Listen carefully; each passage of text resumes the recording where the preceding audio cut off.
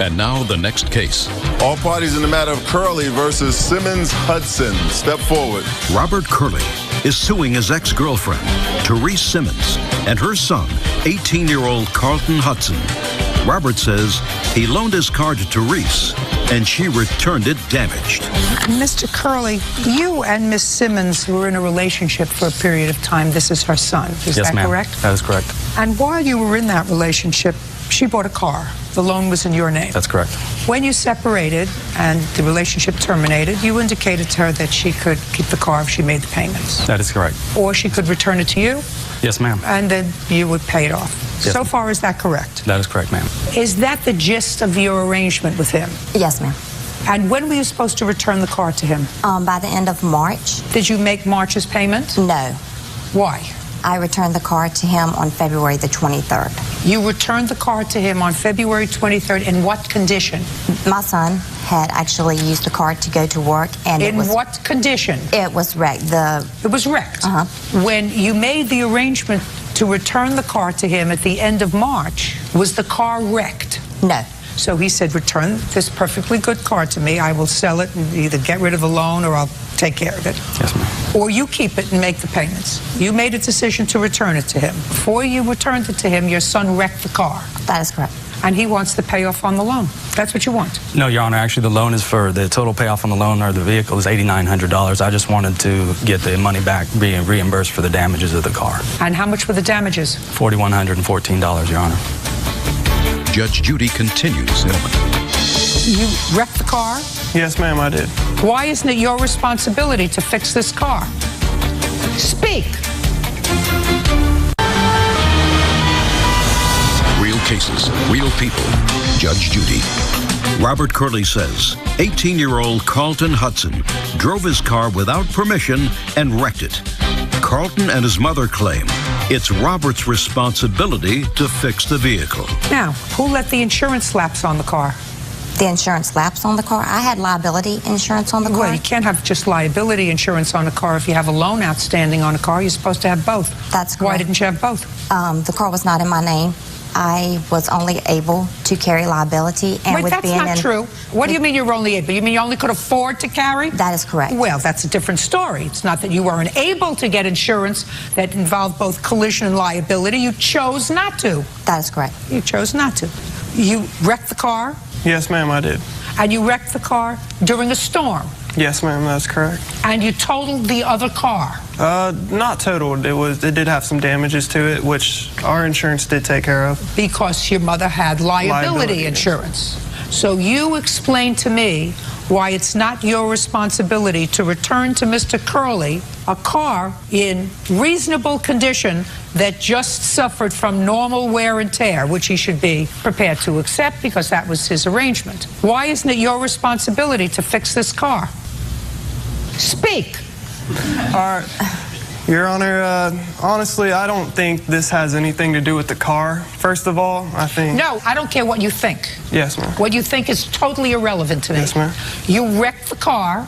It's now his responsibility. Right. He doesn't get the same value as he would have before you wrecked the car. Now you explain to me why it's not your responsibility and or your mother's responsibility to make him whole, since it was your fault that this accident happened in the first place. Okay. I was called into work unexpectedly. I don't care. Okay. I don't care. Yes, ma'am. You were driving the car. Your mother chose not to have collision insurance. Her choice. There's only one innocent party. That's him. You explain to me why you shouldn't pay to have the car fixed. Well, he took back the car directly after that, which my mom had already paid $7,000 on. Your mother used the car for how long? 2.5 years. Consider it a really cheap rental. Exactly, Your Honor. No, not exactly. That wasn't your arrangement that you were renting a car from him. Your arrangement was when you finished paying it off, it would be your car. Right. You chose to change the rules. Right. Fine. That was your agreement. Before that time, you allowed someone else to drive the car and wreck it. So now you're going to explain to me in a language that I understand why you're not responsible and he's not responsible for fixing Mr. Curley's car. Because I have paid for rental use, whatever you want to call for the car, for $7,000 plus the upkeep on this car. At any time, Robert Curley could come to my home and take the car. There's something wrong with you. There is something wrong with you. I don't know whether you're just dense or whether you figure I got to make up a good story so that I have a defense. I really don't know. I mean, if you believe it, then you're dense. Okay. Your son wrecked the car. You chose not to cover his loan by not having full coverage on the car, which you should have had.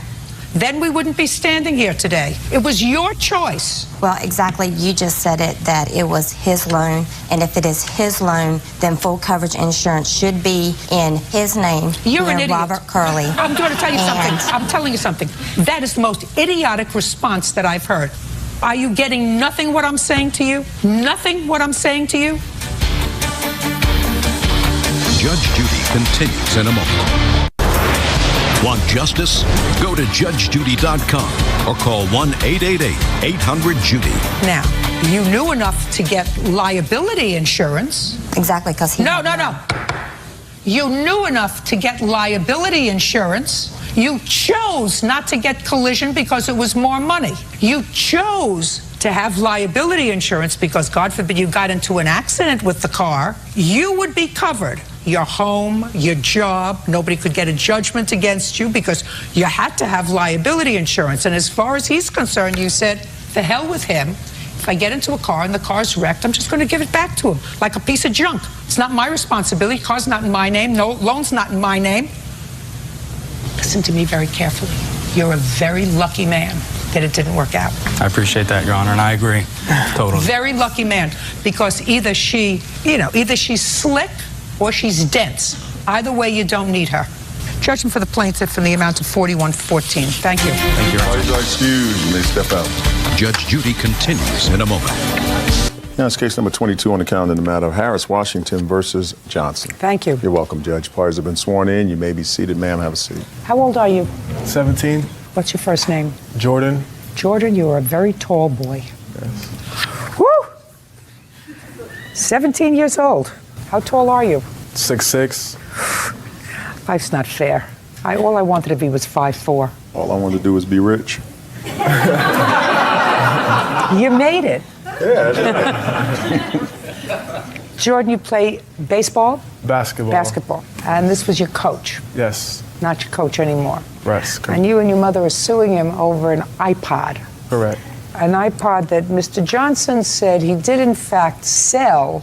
He's not even sure it belonged to you, but he has some story to tell me that he thinks justifies taking your iPod and selling it, and then he has a counterclaim for certain money that he says he extended to you, Jordan, and some harassment nonsense. So, Mr. Johnson, why don't you tell me about the iPod?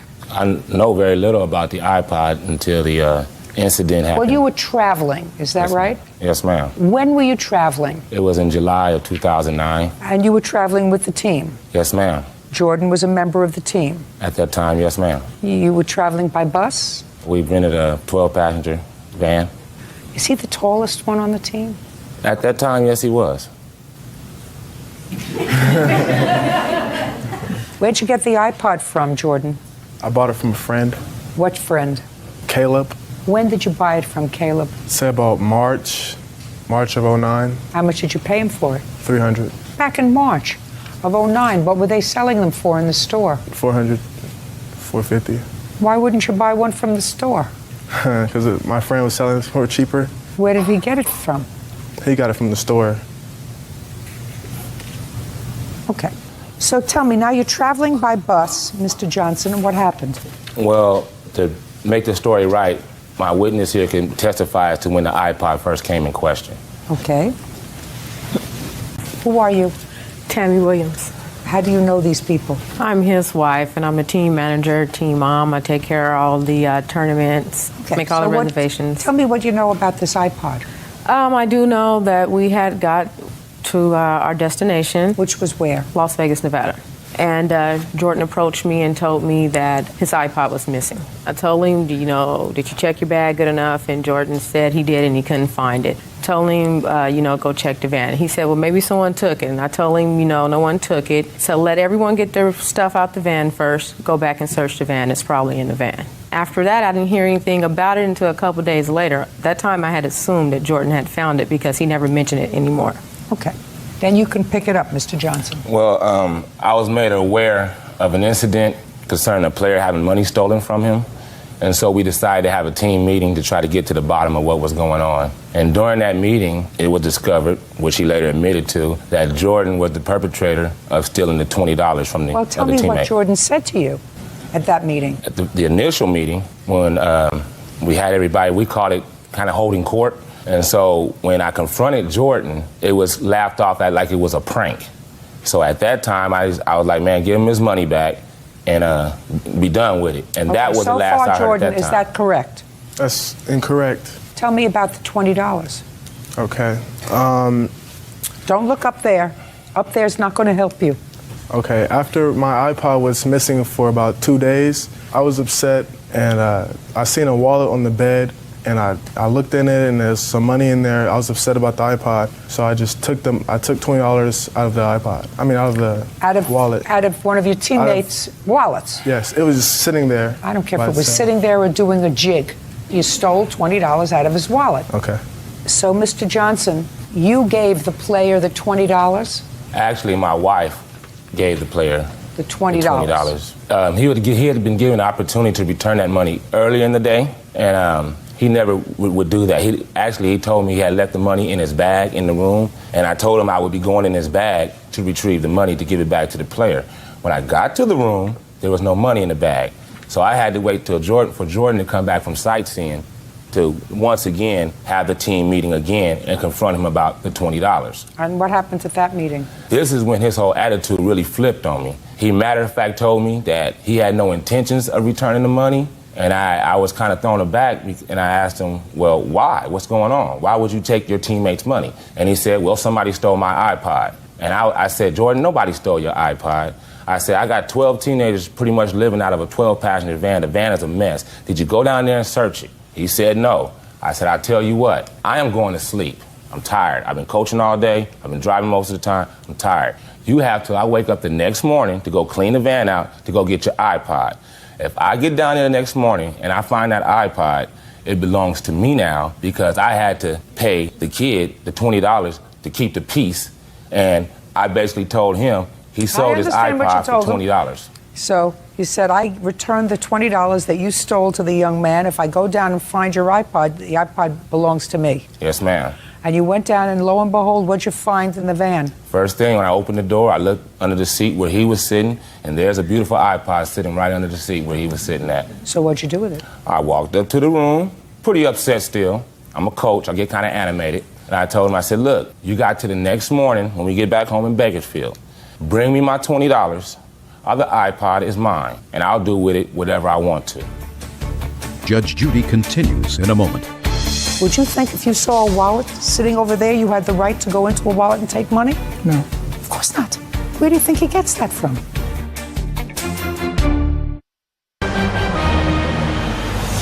Real cases, real people. Judge Judy. 17-year-old Jordan Washington says his former basketball coach, Devin Johnson, stole his iPod. Devin says he was trying to teach Jordan a lesson, and he is countersuing for an unpaid loan. Now, Jordan, why didn't you return the $20 to the coach? I believe what he says, that he said to you, I have your iPod.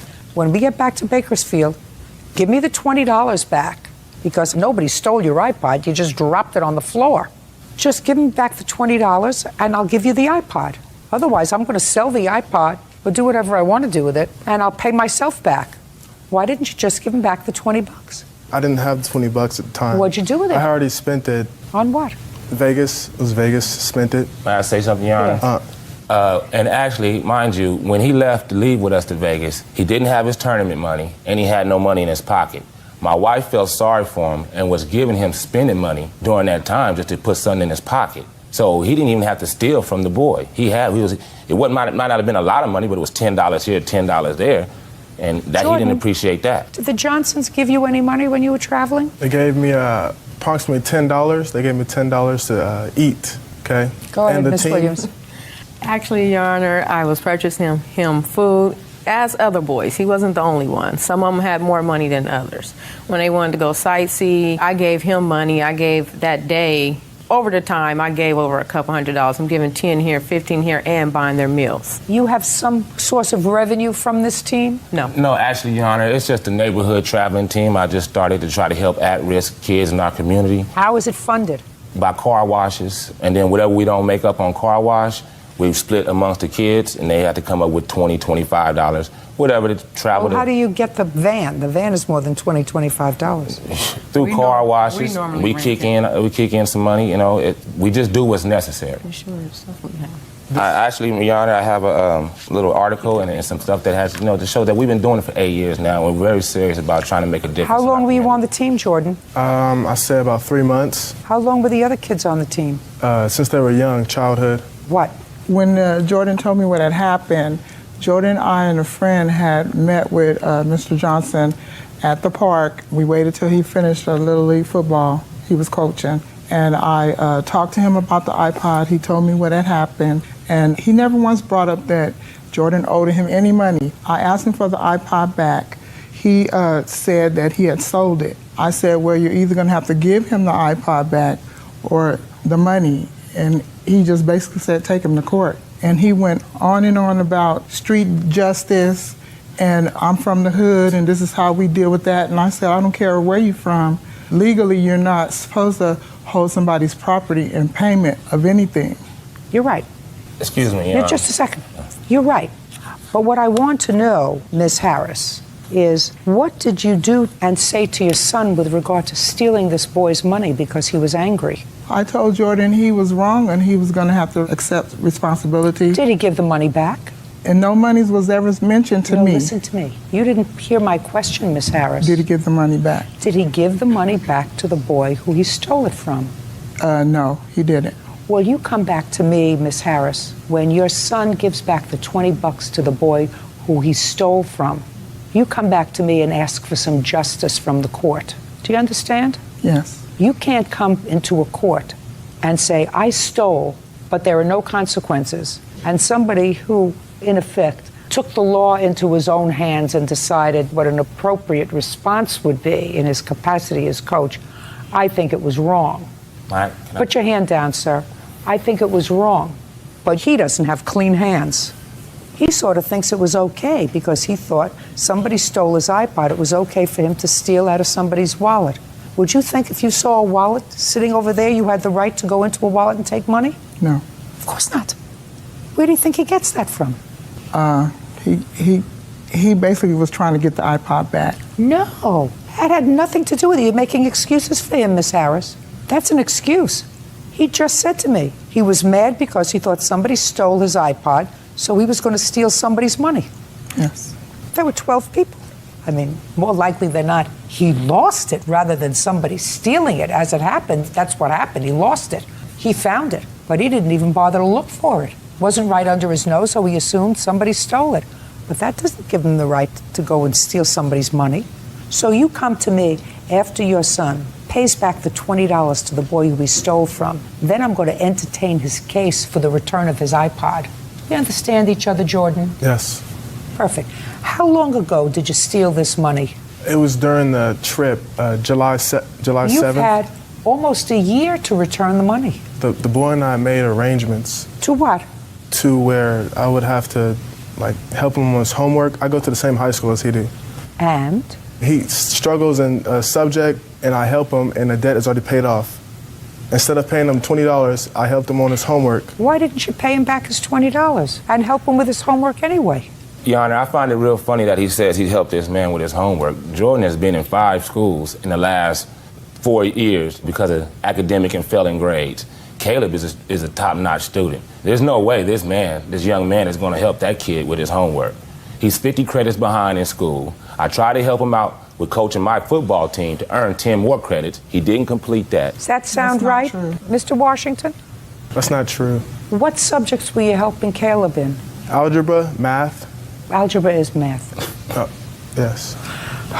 Come to me with proof, sir, that you, in fact, paid back the $20, and I'll hear your claim with regard to the return of your iPod. Mr. Johnson, it is your claim that you advanced some money to Jordan.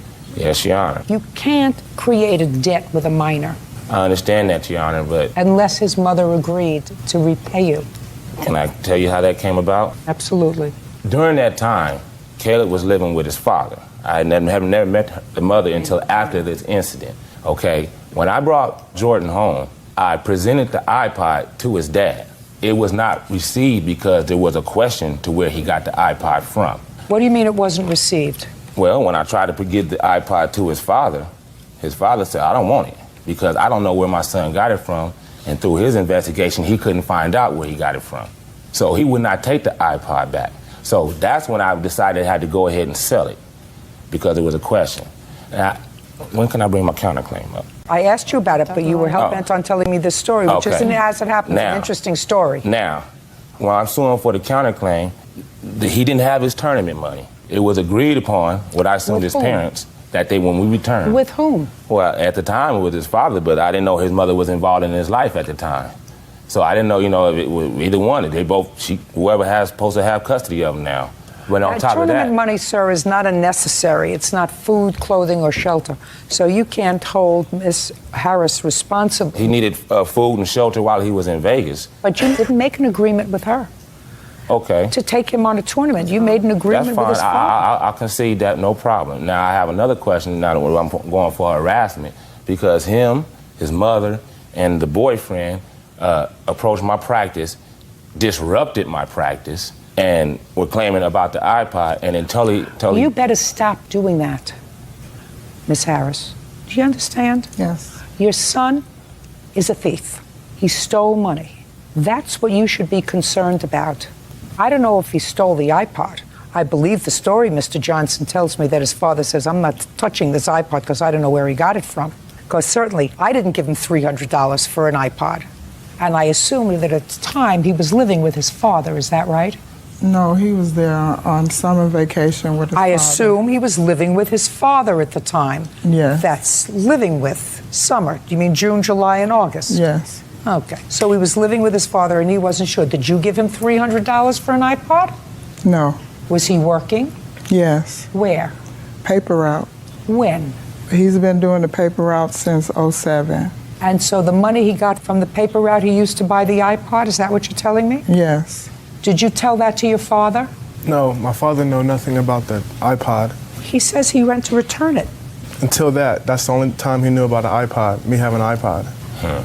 Your Honor, when his father called me, and told me about the incident in Vegas, he never mentioned to me about an iPod or about Coach D having his iPod. Him and Coach D are friends. They've known each other for years. And he basically didn't want to get involved because Jordan is his son and the coach is his friend. Miss Harris, who started this problem? Jordan, by stealing. Right. Your emphasis should be on your son's conduct. Yes, ma'am. He's basically a good kid, and this never happened before. Fine. If he's basically a good kid and this never happened before, fine. But don't make excuses. And the fact that it sounds to me like Mr. Johnson donates a lot of time to the community to try to do good things, right? Yes, but it was wrong what he did. Yes, it was wrong what he did. He didn't steal, he exercised bad judgment with regard to teaching your son a lesson. Yes. That's different from stealing. That's different from a conscious act of trying to deprive someone else of their property knowing it's the wrong thing to do. And that's where your emphasis should be. And I suggest you and your son and your boyfriend stay away from Mr. Johnson. And if you want to see me again, you'll come back to see me again, having established to my satisfaction that your son's debt is paid. Do we understand each other? Yes. Can I say one more thing? Parties are excused. You may step out. Yes, case number 135 on the calendar in the matter of McLeary versus Ashburn. Thank you. You're welcome, Judge. Parties have been sworn in. You may be seated. Ma'am, have a seat, please. Miss McLeary, Mr. Ashburn is a friend of yours. I assume he's still a friend of yours. You claimed that he caused some damage to a car as a result of a gun that he was carrying in the car, shooting into the dashboard accidentally. You want him to pay for the damage. He already paid for the windshield. Yes, Your Honor. Is that what this case is about? Yes, Your Honor. Oh, he's not a friend of mine right now, though. He's an ex-friend. We don't talk. All right. Is anything she said, Mr. Ashburn, not true? I'm asking you, are you still her friend? No, I'm not her friend. When was the last time you spoke to her? Look at me, Mr. Ashburn. When was the last time you spoke to her? Probably sometime in January, I would say. When did you pay for the windshield? When she came and visited me in December. Your Honor. Shh. Sorry. Why did you pay for the windshield? I mean, I really didn't want to, but she couldn't make it back home to Richmond if I didn't pay for the windshield. Okay, so she was visiting you? Yes. And you live in Virginia? Yes. And she lives also in Virginia? Yes. How many miles from where you are? About 75. And she came to visit and spend how much time with you? Well, her and her witness came and visited me and my twin brother. Were you dating? Well, we had met them in the club because we were all on a Christmas break. Quiet. The weekend before. Yeah. And they just came and visited. You were on a Christmas break from where? A school. What school were you at? I go to Norfolk State University. And the plaintiff, where did she go to school? Virginia Commonwealth University. Now, she came to visit you, and this incident happened in December? Yes. Tell me what happened. Pretty much, we were going into a neighborhood where, I didn't really feel that comfortable, so I brought my weapon. What kind of weapon? Smith & Wesson 40 SW. What is that? And you don't need a license or anything in Virginia to carry that gun? Yes. I mean, you have to register the gun, but I didn't have a concealed weapons license. That's why I had it in the open carry. It had to be visible. And pretty much, we were leaving the party, you know what I'm saying? What do you mean you were leaving? You had been to a party? Yes. And where did you leave the gun when you were at the party? It was on my hip when we were in the party. On your hip? Yes. Well, is that a concealed weapon? No, because I wasn't concealing it because it was in the open carry. I was showing it. You know what I'm saying? Like, I think you kind of get what I'm saying. How many other morons were carrying their guns at a party where everybody was drinking? Why are you laughing? I just want to know why you're laughing. Yeah. What is funny? I guess nothing is funny, Your Honor. Probably no other morons were carrying the weapon, but I decided... Great answer, Mr. Ashburn. But I decided to take my, it was out of my better judgment, I guess. So we were leaving the party, you know what I'm saying? Her and her friend, they had been drinking. So I knew the area, so I decided to drive. So we got in the car, you know what I'm saying? I had put one in the head of the gun, like, just in case. That was also a bad decision. Her and her friend were uncomfortable with that when we got in the car, so they kind of wanted me to clear it. So I was just like, you know what I'm saying, let's just wait until we get to my house. We can handle all that, you know what I'm saying? We were driving, and, like, she was just going in. You know, like, people that have been drinking, they can be kind of abrasive, you know what I'm saying? So I was just like, yo, chill out. Were you drinking? Huh? No. I mean, I wasn't. Nah. I mean, I can't really say that what I had drunk had been drinking. I might have had like a beer or two. That was it. I was good to drive, Your Honor. I was better than these two. Take your hands off your hips. Sorry, Your Honor. So at this point, I had took the gun out the house that was laying in like right beside me. And she was just like, make sure there's nothing in there, make sure there's nothing in there. I'm like, man, yo, chill out, let's just wait. So she then reaches for the gun. I actually pulled the trigger, and the bullet went through the windshield. And you paid for the windshield? Yes, I did. But I had never agreed to pay for the dashboard because to me that was ridiculous. What was ridiculous? The dashboard. I don't understand. What do you mean it was ridiculous? I mean, like, she wanted me to pay her $850 for it's like this big, like the hole in like the dashboard. I don't understand how that could accumulate to $850. But at the same time, I never went and got an estimate because I wasn't interested in paying for it. I want to see the damage to the dashboard. Here's the car, and here are the damages. Just show me the damage to the dashboard. Okay.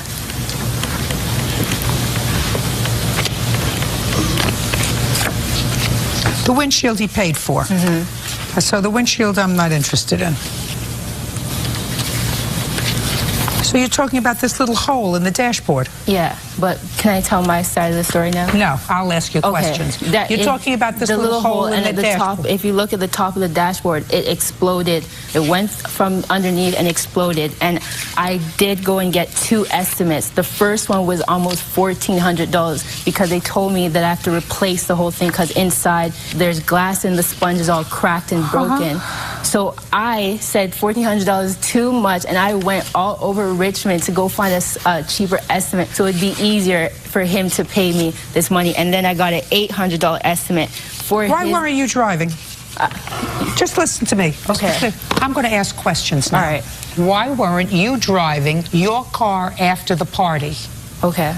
That requires an answer. Okay, Why weren't you driving, Miss McCleary, your car after the party? Okay, because we're in Hampton, I did not know the place. He convinced me that it's easier for him to drive because he knows the ins and outs of the city, and we're turning, like, it was far from where we drove. So And how much did you have to drink at the party? I did not drink at all. I did not drink at all. Judge Judy continues in a moment. How many times have you gotten into a car with a friend where they put a gun on the console? This is the first time, Your Honor. And you go to college? Yes, Your Honor. Then you don't get into the car. And later today, I didn't understand a lot of this case, and I'm going to figure out what's going on here because a lot of it doesn't sound kosher to me. And if something doesn't sound kosher to me, it usually is because something's not right. real cases, real people. Judge Judy. Tasia McCleary says former friend Mitchell Ashburn owes for the cost to replace her dashboard after his gun accidentally discharged in her car. Now, you didn't drink at all. When you got into the car to go to the party, where was the gun? He got in the car and he put it in between us. Just a second. So you saw the gun that was there? Yeah. You saw it there? Mm-hmm. Did it make you uncomfortable? I did. It did make me uncomfortable. Why did you go to the party with him? I don't know, weird. I was just in the moment. We're all having fun. We're just friends. I went to the party. I told him the gun makes me uncomfortable. Then you shouldn't have gotten into the car. Okay. You shouldn't have gotten into the car. Your Honor, he says he has a license for the gun. I figured he wouldn't be an idiot. He told me that he can't conceal it. He said it has to be shown. No, my just dear, in case let me tell you something.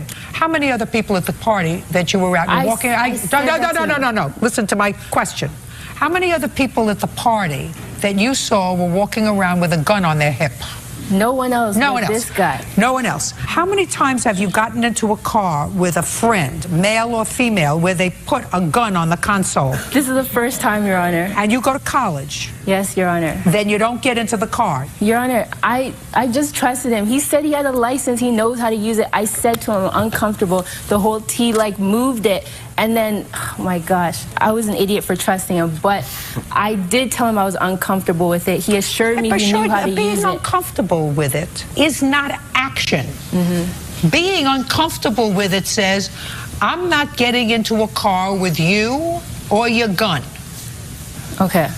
All right. Easy. It's true. That's true. But he was all, this place, trust me, we needed him. Then I'm like, why are we going to a place that you need a gun? Nobody else has a gun. I don't understand. Right, that for sure wouldn't have gotten into a car. Nobody else has a gun. He's like, he has to have it shown. Did you get a new windshield? Pardon me? Did you get a new windshield? Yeah, I did. Good. That's what you get. No. That's what you get. He paid for the windshield? Your Honor, yeah, but then he agreed to pay for everything else, though. You take care of the dashboard. But he agreed to pay for it. I'm going to show you. He has text messages of agreeing to paying for it. Your Honor, he has text messages agreeing to pay for it. She's a liar. I mean, it came out in court. Oh my gosh, he texted me saying he's gonna pay for it. I never texted her. I haven't talked to her since January. He caught the bullet back, forgetting that he caught the bullet back. She grabbed it, like I said in court, to prove to me that he didn't do it. It's all how you handle it. And that day, I just made the wrong decision. We pulled the trigger like a jack.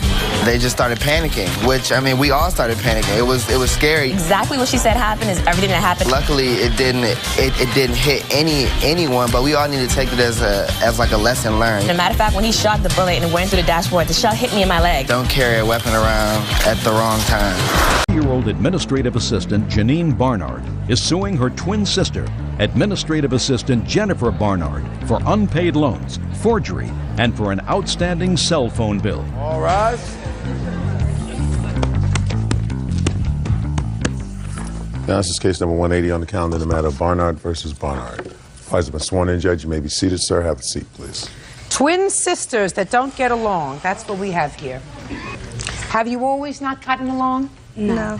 When did you stop getting along? Well, when she got back from Puerto Rico. Listen, I don't know when that was. 2 months ago. So prior to 2 months ago, you got along just fine? Yes, Your Honor. Is that right? Yes. How old are you? I'm 30. So for 30 years, you got along? No. No, we didn't get along. We fought before because this has happened in the past before. What's your first name? Jennifer. Jennifer. Which one of you came out of the womb first? Me. She did. And your name? Janine. Janine. So Janine is your older sister? Yes. How many minutes? By 12 minutes. Have either of you ever been married? No. What do you do for a living? I'm an administrative assistant. And you? Administrative assistant. Do you work at the same place? No. And you don't live together? No. No, we do This not. is your boyfriend? Yes. What does he do for a living? He's a labor worker. Do you have a boyfriend? Yep. What does he do? He's not working right now. He's injured. What's the nature of his injury? He has a bad knee right now. So you're supporting the household? No, I live at home. She's lying. She's paying his rent. She lives. That's her business. Who do you live with? My parents. And you don't? No. You live with a boyfriend? Yes. I've lived on my own for 9 years. Okay. So now we have a little bit of the background. We have twins, the older twin by 12 minutes? Yes. And your kid sister? That's correct. According to your complaint, you loaned your kid's sister $300 because she was behind in rent. I loaned her $180 for the rent itself. And what was the other money for? Money that I just lent to her for food, for sneakers, for clothing, because... Was it all at one time that you lent her this money? No, it was not at all at one time, no. Over what period of time did you give her this $300? I'd say probably it was a 4-month period. Miss Barnard? Yes. Forget it. Did you give her one large lump sum of money? I gave her $180 so she could move out of her apartment. No, I paid that, and the only person that helped me move was my brother, and it was on his credit card. Just a second. She says she gave you $180. You saying that that's not true? Yes, that's not true. When did you move? I moved in February. Tell me about when your sister asked you for this loan. Well, she was trying to move. She owed back rent, so I lent her the money so she could get the money. Then I rented a U-Haul on the 16th for her so she could move. Just a second. Is this $180 that you gave her in cash, or is that including... It was cash because I didn't know I would have to give a money order to my sister to have her pay me back.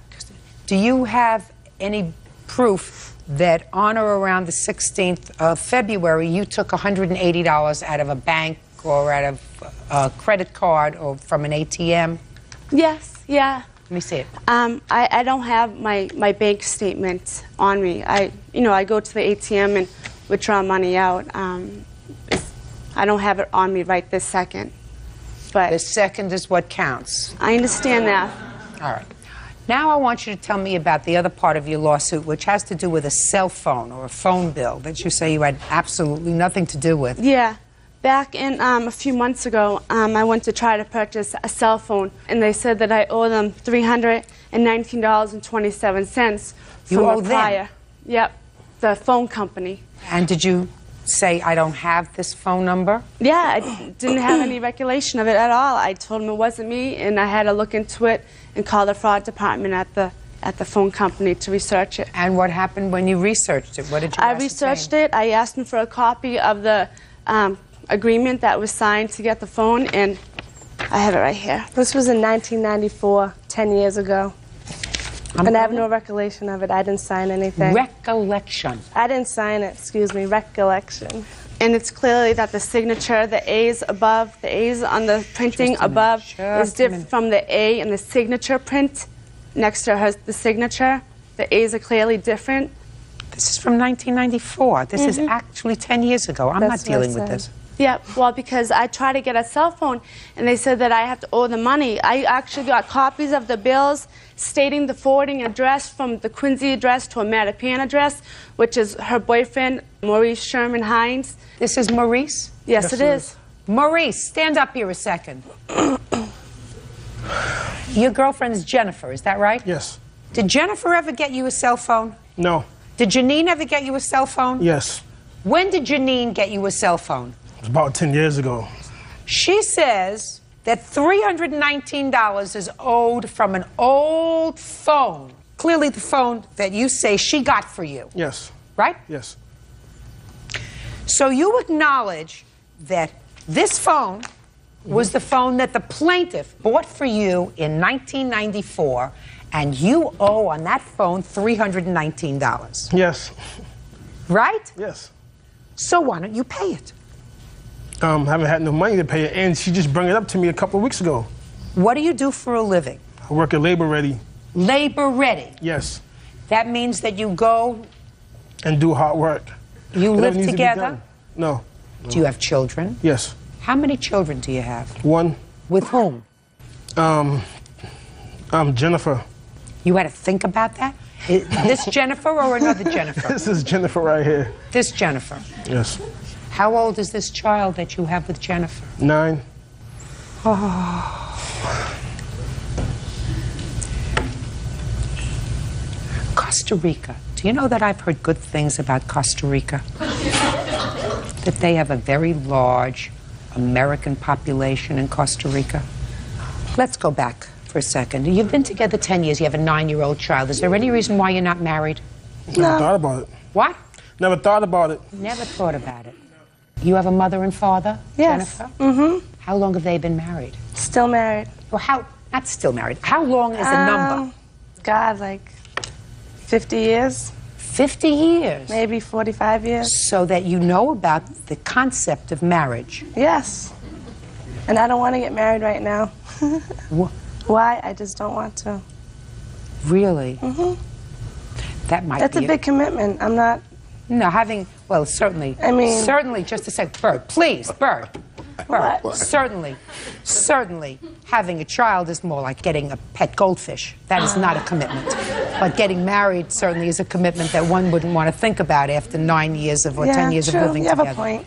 How long have we been doing this? How long have we been doing this? A long time, 25 years. And how many times have we heard, I'm not ready for a commitment? I'm not ready for a commitment, you know, and when the kid is graduating from elementary school, maybe we'll think about the commitment of marriage. College, maybe. College, maybe. We've been together off and on, not Costa Rica, maybe. Judge Judy will continue in a moment.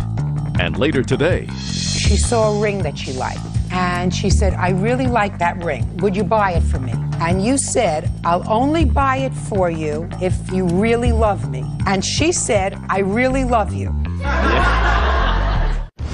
real cases, real people. Judge Judy.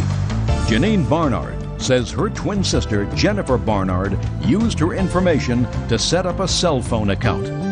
You've had 10 years to pay the $319. So let me explain this to you, Miss Jennifer. Mr. Wonderful over here may not be prepared to make a commitment, and you may not be prepared to make a commitment to each other, even for the sake of your child. Do you understand? Yes. That's your business. I can't clear up the world one case at a time. But I can tell you this. You are going to pay that $319 for the phone bill that you owe. Do I make myself clear? Yes. And if you don't want to pay, Jennifer is going to pay it to her on your behalf. And then Jennifer can get the money back from you. We understand each other, sir? Yes, ma'am. That doesn't sound unreasonable, does it? No, not at all. Judgment for the plaintiff in the amount of $319. Get out of here. Parties are excused. You may step out. I agreed with what Judge Judy said. It's bogus. It's 10 years old. He just didn't know that he owed the money, and she could have just asked him out for it. And she brought the phone for me out of the kindness of her heart. Because she's money hungry and she just wants money. So why should I give her money for a present that she gave me? I don't have a future relationship with my sister.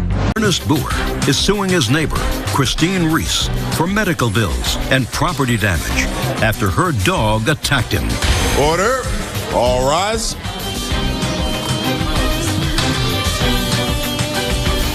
Yeah, it's case number 21 on, case number 121 on the calendar in the matter of Boer versus Reese. Thank you. You're welcome, Judge. Parties have been sworn in. You may be seated. Ladies, have a seat. Mr. Boer, the defendant's dog bit you. Yes, ma'am. You want to be compensated for Yes, that. ma'am. The defendant suggests that it's your fault. Where did this happen? It happened March 7th at 12:05 p.m. And what were you doing? I was walking my little beagle hound around the corner from where I've lived for 40 years. And how long have you had the beagle? About 2 years. Do you know how long the defendant's been living in her house? I used to know the guy that lived there. He was a good lifelong friend of mine, and he died a couple years ago. So I'd say probably maybe 2.5 years. Is that right, Miss Reese? No, not at all. How long have you been living there? It'll be a year this August. And how many dogs do you have? 2. What kind are they? I have a red miniature Doberman Pinscher and a black lab mix. How big is the black lab? About 70 pounds. Is that the one that bit you? Yes, ma'am. How old is that dog? Almost 2 years old. Dog was in your fenced yard? Yes, ma'am. How could it bite the defendant if it was in your fenced yard? Because he stood at the end of my driveway like he's done on several times with his little dog, taunting them. How could he bite him if he was in your fenced yard? He cleared the fence and went after him. Your dog jumped over the fence? Yes, ma'am. How many times in the past has your dog jumped the fence? Never. Was the fence installed by you? No, ma'am, it came with the house. I have a steel locking cable on it and a sign that says beware of dog. I also have a sign on my front porch that says no trespassing. Well, you're not suggesting that Mr. Boer was on your porch? No, not at all. But I've had to, when I last August, I acquired the house on the 12th. And a few days after that, approximately around the 19th, Mr. Boer here was in my front yard. To the left, there's a big tree, and he was doing drugs. And I asked him to stay away from my property. Several times I've had to ask him to stay away from my property. I want you to tell me exactly, Miss Reese, what you claim he was doing standing near your tree. And I want you to tell me so that a person of my limited intellect will believe you. He had a pipe in his hand, a little silver pipe approximately 2 inches long with a lighter, and he was smoking it. Your Honor, I don't do drugs. Mr. Boer, I want to ask you a couple of questions. Yes, ma'am. Because I'm trying to figure out who she is. Are you still employed, sir? Yes. What kind of work do you do? I'm a machinist. Do you work for someone? Yes, I work for On-Site Welding Company. We do machining, fabrication. And how long have you worked for them? 17 years. Who is this lady? This is my mom. Does she live in the house? Yes. How many people live in your house? 2. Just you and your mother? Yes. What do you do for a living, Miss Reese? I clean houses. For your own company? For myself, yes, independently. And who else lives in your house with you? My 3 daughters, my fiance, my father, and my 18-year-old brother, who I've had for a few years now.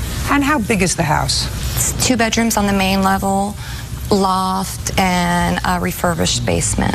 Do you have a picture of your dog? I do. I'd like to see it. Would you like all of them? I have several of the house and the dog. I could look at it. There you go.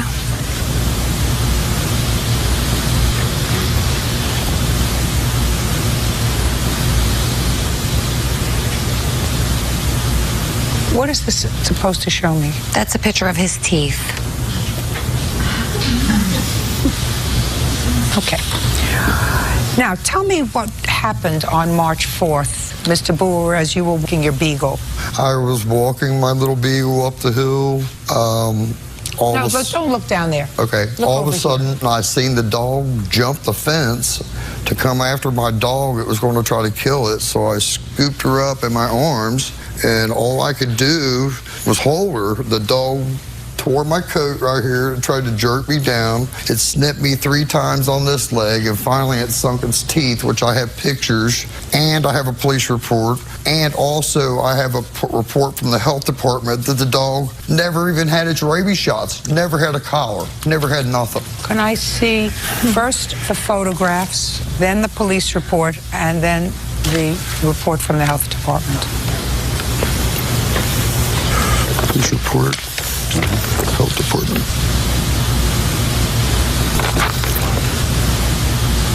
And by the way, the dog, to my knowledge, is half pit bull and half chow. I actually know some people that she got the dog from. Listen to me. Okay, I'm sorry. Don't give me hearsay information. Okay. Unless you have proof that that's the kind of dog it is. I have proof of what kind of dog it is, Your Honor. From the place you bought it?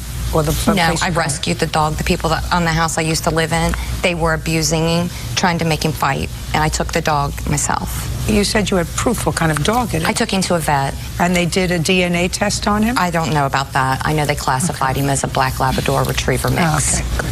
How long have you had him? Almost 2 years. Okay. Did you show the police the shot records for your dog? I did. Oh, the police report says that all shots appear to be up to date, but the Norwood City Health Department indicates that the dog is being quarantined because the shots were not up to date with rabies. It's a standard procedure to quarantine all dogs. I'm just telling you what it says. Yes, ma'am. It was the time for me to go and get him his new shots. So the answer is it wasn't up to date. No, which is why he was due 3 days after this incident, and I couldn't take him because they quarantined him. I had to wait for the quarantine to be over. Who was home when this incident took place? Myself, my 3 daughters, my daughter's boyfriend. Were you at home? Yes, ma'am. Stand up. Tell me your name. Charlotte Rook. How old are you? 17. Go to school? I just graduated. What are you doing now? I am working currently at Wendy's in Norwood. I plan to attend school in the fall. Okay. Do you remember the 7th of March? Yes, ma'am. What were you doing at around 4 o'clock? Around 4, I was at home just hanging out. Hanging out where? In my living room. Were you hanging out with anybody else? My boyfriend and my sisters. Was the television on? Music on? The TV was on, but we weren't really paying it any attention. Did you hear your dog barking outside? I didn't hear my dog barking. I heard my mom scream. Just a second. Just answer my questions. Okay. Did you hear your dog barking? No, ma'am. Is the living room, I have the pictures of your house, in the front or the back of the house? It's in the front. And this attack took place in the front of the house? Yeah. And you heard no dog barking? No, I didn't hear him barking. Did you hear anything from the front of the house? I heard my mom scream. Where was she when you heard her scream? She was running outside to grab our dogs. What was she screaming? She screamed, "Oh, Charlotte." I'm sorry, that's what she said. Perfect. Not acceptable. Perfect. Say nothing. Yes, ma'am. Judge Judy continues in a moment. So you weren't in the front, unless your daughter's a liar. No. So which one is it? Is your daughter a liar, or you were not in the front when you heard the commotion? And later today, there is something wrong with you. I don't know whether you're just dense or whether you figure I got to make up a good story so that I have a defense. I really don't know. I mean, if you believe it, then you're dense. Says neighbor Christine Reese owes for medical bills and property damage due to a dog attack. Okay. And she ran out? Yes. Through the living room, through the front door? Yes, ma'am. What did you do next? I ran outside. Me, my sisters, and my boyfriend all ran outside. And I just want you to tell me what you saw. What I saw, okay. When you got outside. When I got outside, Don't look over there. Look over here. Ernest right here, he was running down the street. He wouldn't show us any bite marks. No, not what he wouldn't show. I just want you to tell me. He was going down the street screaming that he was going to come back and shoot my dogs. Me, my mom, and my sisters and my boyfriend were standing there. No. Just listen to what I asked you. I didn't ask you who was standing there. I just want you to answer my questions. You ran outside and you saw the plaintiff running down the street. Yes, ma'am. And that's what you saw. And what did you hear him say? I heard him saying he would be back to shoot my dogs. Where was the little dog? With him. No, your little dog. My little dog, he was outside too. He squeezed through the gate. He was little enough too. So both of your dogs were out? Yes, ma'am. Now you can sit down. Okay. And where were you when it all happened? Yes. I was actually standing looking out my front window because I have a plant. No. Is your daughter a liar? No. You ran through the house, through where she was sitting with a boyfriend and everybody else, and ran outside. So yes, you weren't in the did. front. You were not in the front, unless your daughter's a liar. No. So which one is it? Is your daughter a liar, or you were not in the front when you heard the commotion? Well, Don't look over there. I seen Look over him here. through my front window standing out front is the reason I ran out the door. Because he's done it before with his dog, and that's why I ran. Miss Reese, you're not telling me the truth. I am telling you the truth. No, you're not. You want to know why? Because what you say here is he was taunting your dogs. Now, you weren't in the front. She was in the front of the house and wasn't paying attention to a TV that was on, just hanging out. And what you say, which I didn't believe, is that he was standing there and screaming at your dogs, "Get him, boy, get him, boy." That's what you say. Was. No, baloney. That's not what she says. The first thing she heard was you running through the house, running outside, and screaming just 2 words. That she heard. She didn't hear anything else. She didn't hear him standing there with his dog. And you'd have to be a lunatic to stand there with your dog provoking something to happen, to get injured. Your dog got out. The fence wasn't strong enough for either one of your dogs, either for the big one or for the little one. You choose to have a big dog, you better make darn sure that that dog's not in a situation where it can hurt anybody.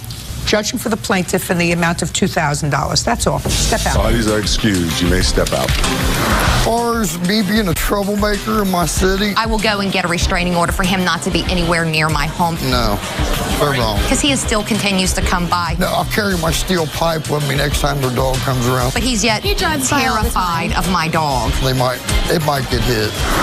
Gretch versus Garrett. Step forward, please. 50-year-old store manager Deborah Gretch is suing her son, 26-year-old construction worker Troy Jarretts, for an unpaid loan.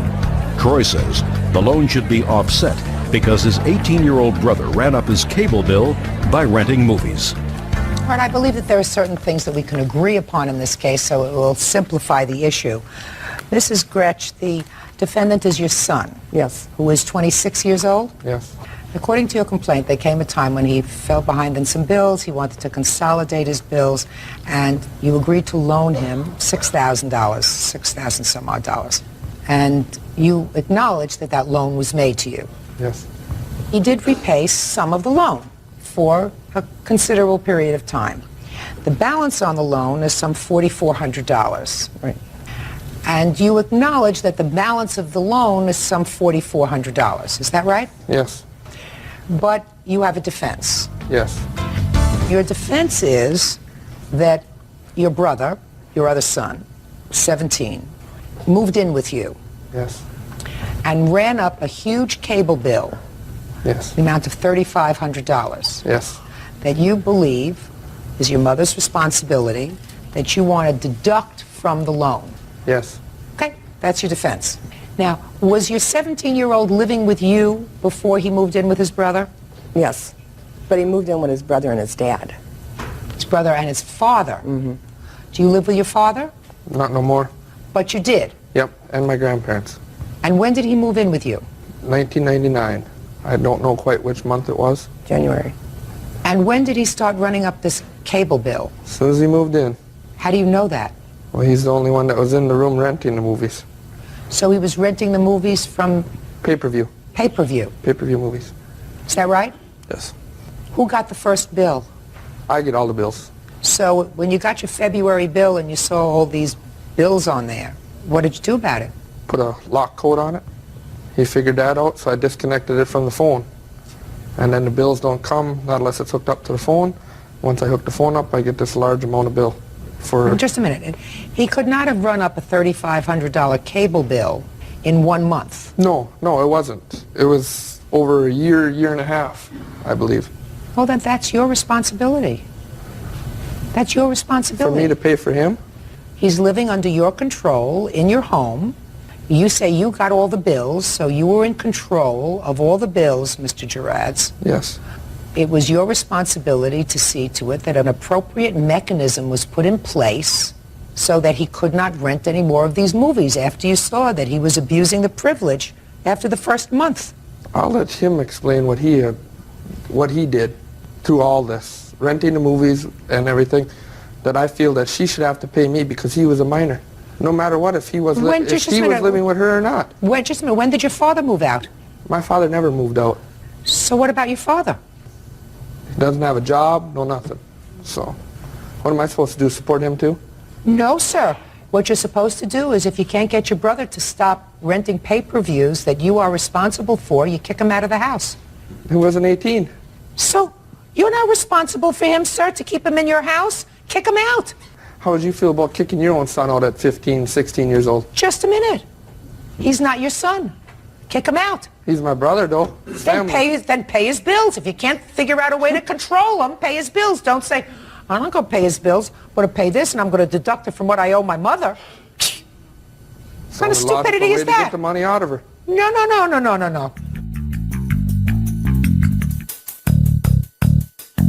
You elected to take your brother into your house.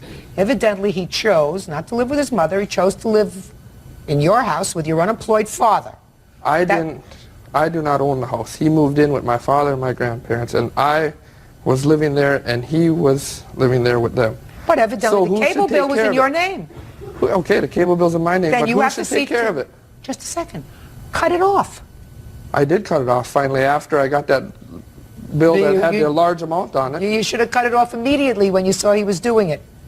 Immediately. That was your responsibility. It was wrong. He's a minor. But as a result of your negligence and not seeing to it that his conduct was monitored while in your home, you can't visit that on your mother. Judgment for the plaintiff in the amount of $4,400. That's all. Parties are excused. You may step out.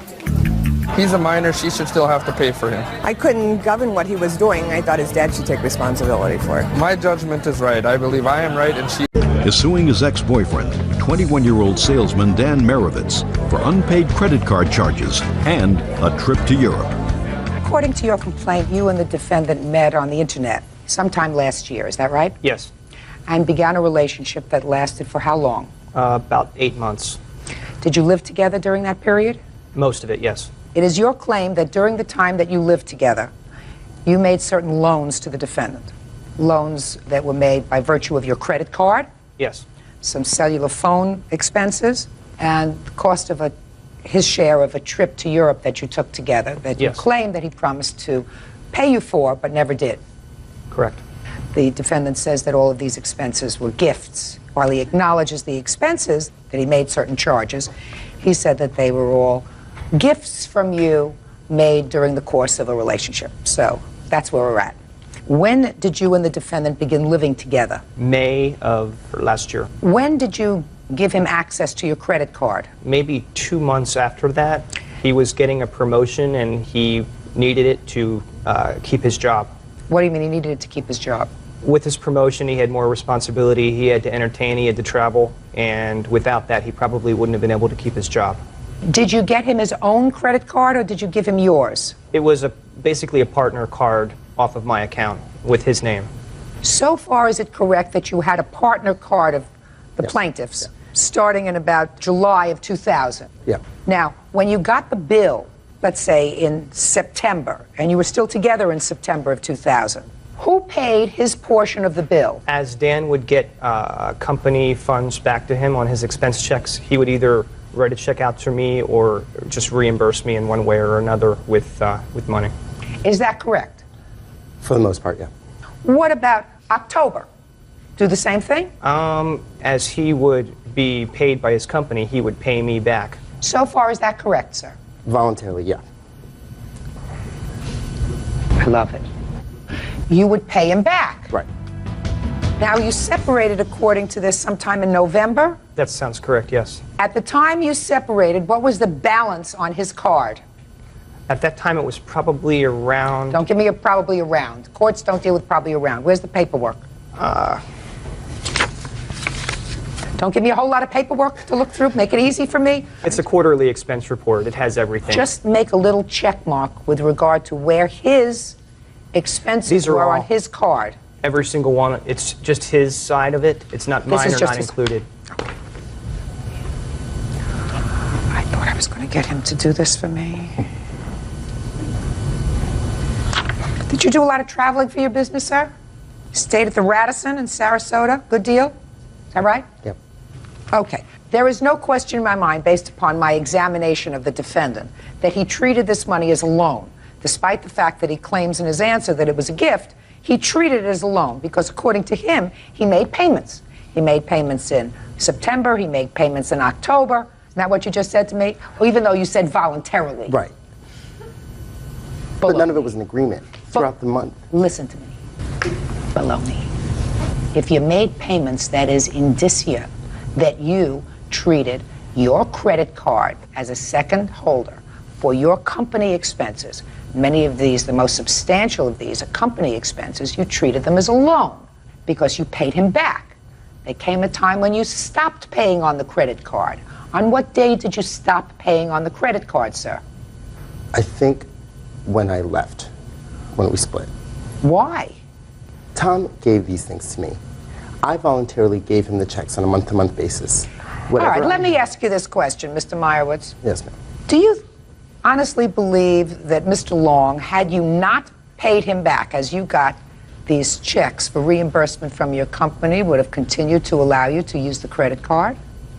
I don't know. I don't know. Yeah. There were many Well, why threats would you throughout the whole think, time. Mr. Meyerowitz, Mm-hmm. not only were you getting substantial monies back from your company, you expect him to pay the bill and you get reimbursed and you put the money in your pocket so that you get extra money. Is that what you're telling me? And that the money that he advanced you on his credit card is sort of like additional salary to you. Right. Is that what you're claiming? Is that what you're claiming? I just want to know your position. That he was giving you this money and he was saying to you, you can keep the checks that you get from the company to cover your cell phone and your hotels and your meals and your client entertaining. You keep that because I want you to have that extra money. That's what your position is. Right. I'm not. Oh, I'm getting too old for this. Wrong. All right, now let's deal with the trip to Europe. Let me hear about the trip to Europe. Well, I had a lot of Sky Miles points, and I had told Dan if he paid $500 worth of the entire trip, I would pay for everything else. And he paid about $100. When did he pay the $100 towards the trip? Probably on his own credit card when he was paying for a dinner or something. You mean on your credit card? No, actually on his own this time. Oh, it's hard to use your own when you have somebody else's. I didn't even have my own. Whatever. Well, what expenses did you actually incur for him in Europe? You used your points to get there. I have that right here for you.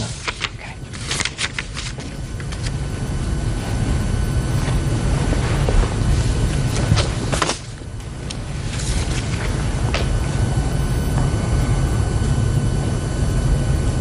These aren't $500 worth of expenses. There was also cash involved. I mean, we're talking about a couple of meals, $31, $7.47, 2 plane $9.99. Well, it doesn't cost $500 to fly to Europe. It costs considerably more. You used your points. But I had to pay for some of it also. Where is I only that? had so many points. Where? Show me where. I don't have that right now. Well, It now was is the time to have it. We don't have it later. Later is no good. We can't do approximates, okay? So I am deducting that from your total claim, leaving a balance of $2,439. Actually, I have checks which are on a canceled account, and I also have... So what does that have to do with anything?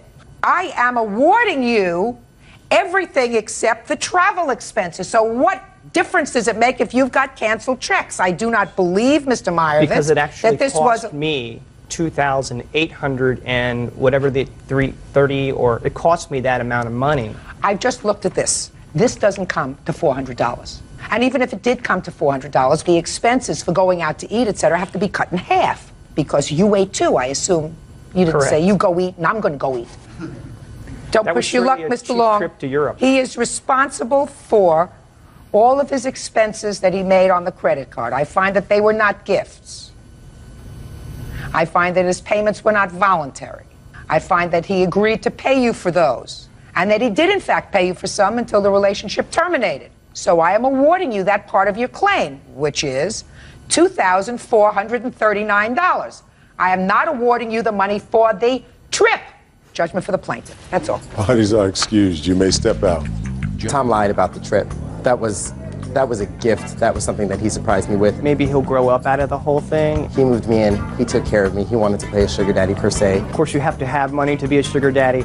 I'm just a poor lawn man. I'm sticking to what I thought it was. He should have paid me 12 payments of $200. Is suing his son's ex-girlfriend, 20-year-old college student Christina Taylor, for the return of furniture.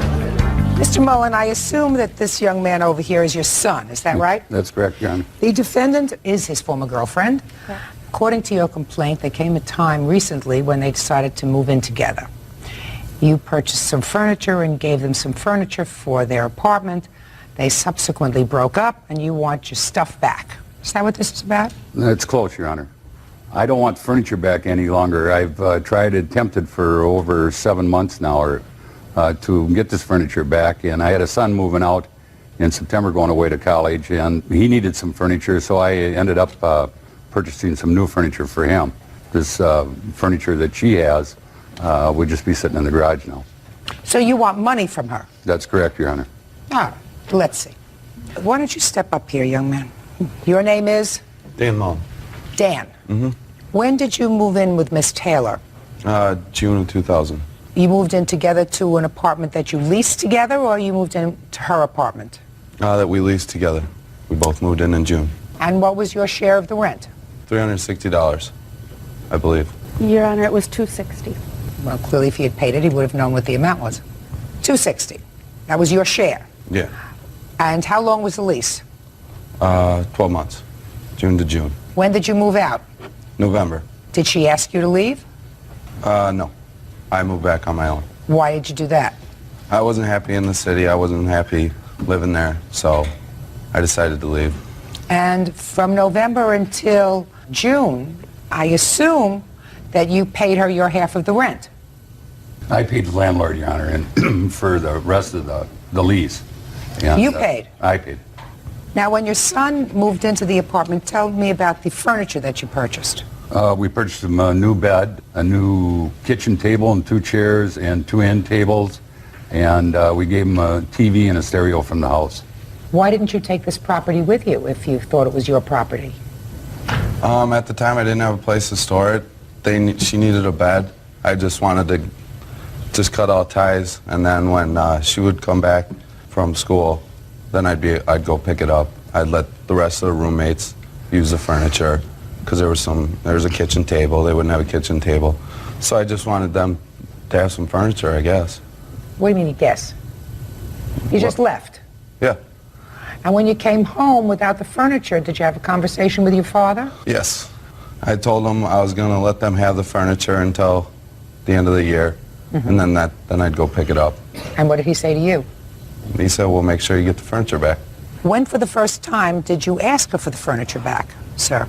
I believe Dan asked her for it back in May and made arrangements for us to go down there in May or in June, and that's when we started to get the waltz around the mulberry bush, you know, that she'd be there next week or the week after she was going on vacation. Then I think my wife took over in August and started calling Christina, and Christina started stating that she had some bills that Dan needed to get taken care of, and my wife asked her what they were, and she said she'd send us copies of them, and she's never, to date, she has not done any of that. Now, Miss Taylor, this furniture that was brought in by Dan, did you view that as his furniture? Yes, Your Honor. Why didn't you return it? He let you keep it until the end of the school year. Why didn't you return it?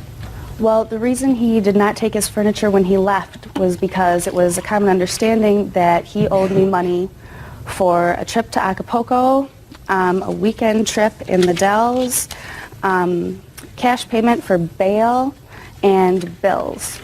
And I have did you owe her any evidence money, of all sir? this. I always said that I'd pay her $250. That's what Did you owe her any money when you left? $250. Yes. Did you pay her? No, I offered to pay her on several occasions. When I was going to go down and pick up the furniture, I told her I'd come down with a check for $250. Well, you said $250. She seems to think it's a lot more than $250. Much more than $250.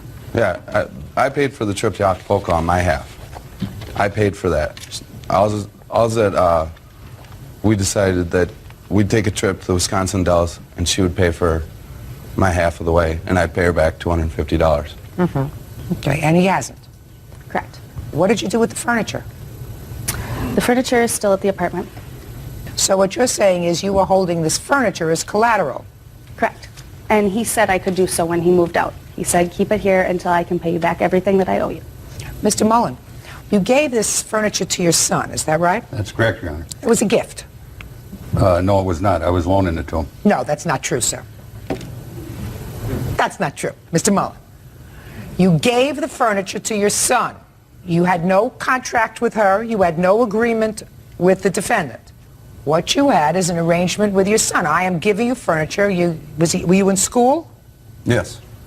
You were in college. You did what every other parent does. They furnished the apartment, right? This was not a loan to him. You made him a gift. So let's look at the law of gift.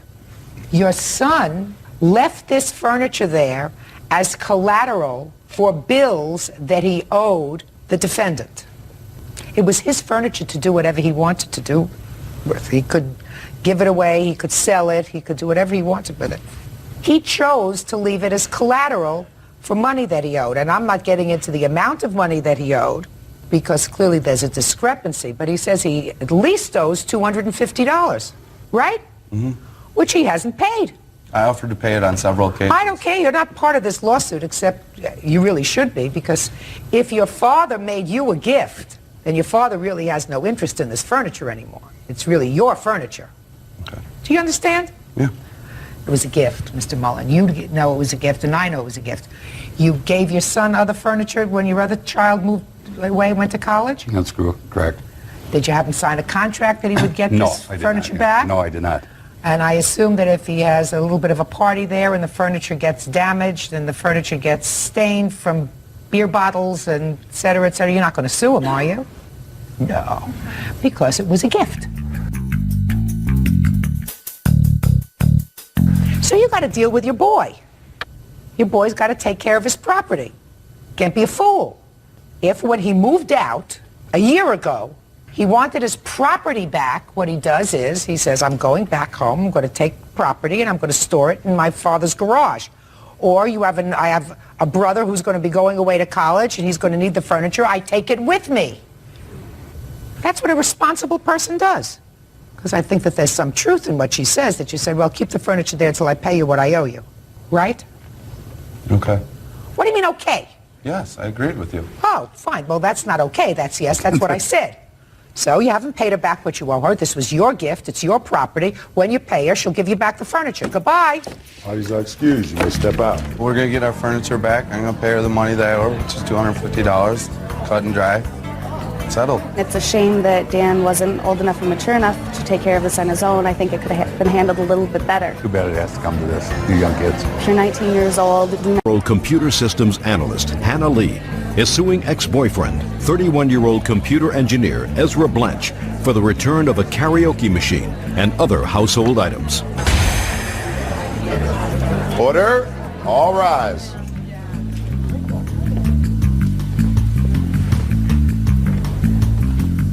Now, this is case number 446 on the calendar in the matter of Lee versus Blanche. Parties have been sworn in, Judge. You may be seated, sir. Have a seat, please.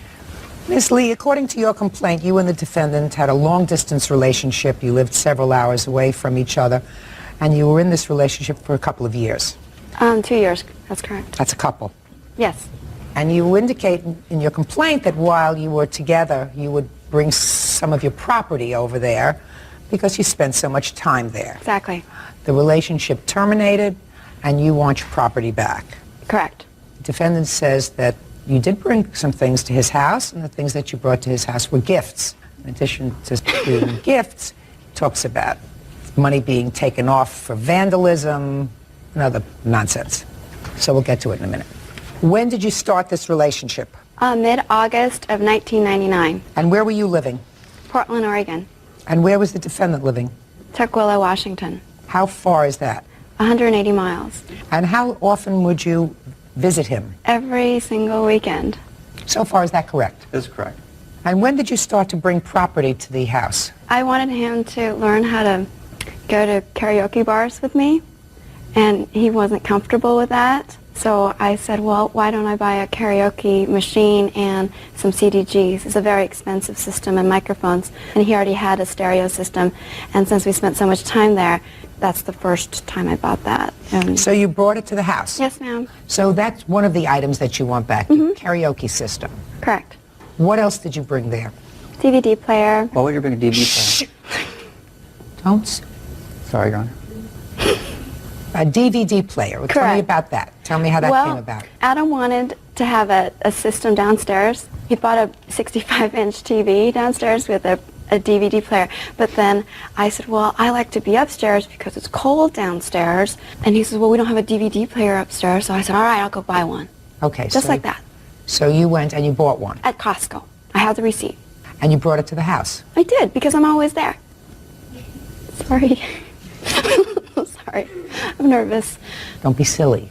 Be nervous, but don't be silly. I'm sorry, Judge. Good. Okay, so you brought the DVD player over there so that you could use it upstairs because you were cold downstairs? Yes, correct. What else? I have a list. Do you want me to show it to you? Sure. Okay.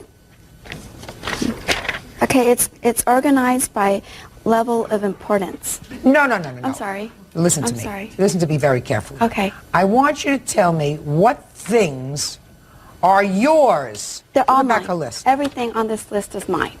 Go, read it. Okay, the CDG collection. Slowly. $1,500, a CDG player, $300, a DVD player, $245, a set of microphone cables and stand, $150, office furniture at Costco, $399. She's been paid for these things. Shh. Sorry, Your Honor. Now let's get to the office furniture. Yes? What kind of office furniture? It's a set because he had an office room. I didn't really like his office set, so I said, let's just go get a new one because I really liked him. I thought we were going to spend... Strike that. Listen to me. Okay. Strike that off your list. If you say, you have a set, I really don't like it, I'm going to get a new set. No, he wanted a new set. Or he wanted a new set, and you said, I'll go get it. Go ahead. What's next? Domestic stuff from Costco. We furnished his kitchen, and I furnished his bedroom set. Comforters, pillows, yada, yada, yada. And I know you don't really. And then bathroom stuff. And then I also got him a tent for his car. A what? A tent for his car, which he traded in. I'm curious. How did the tent come about? He said that he can't drive a car without a tent. Shh, please. So he wanted one, so I got it for him. Good. That's nice. That's a gift. Next. And all the other furniture that I bought was like a dry erase board, I had 5 wall frames that I bought at an auction. Well, what'd you bring them there for? Because I moved out of my condo and I didn't have room for it, and he said he'll hold it for me. Oh, really? Those things I want to hear about. What was that he said he would hold for you? Well, because I didn't have room in my... Tell me what it was that he said he would hold. It's like a dry erase board. A what? The dry erase board is like a large one that you can write on. It's mahogany. It's really pretty. I don't understand what that is. Did you say dry erase board? It's a dry erase board with mahogany sides. You pull it out, and you can it's a dry erase. You write on it. You have that, sir? Yes, I do. But I gave her money for that, Your Honor. He decided how much he wanted to pay me. She paid $25 for it. Just a second. He gave you money for it? He says he did, but he did not give me money for it. He just says, I gave you money, and he decides what it's for. That's the way he does things. Okay. Let's deal with 2 items. All right, let's just deal with the... Let's deal with 2 items. Okay.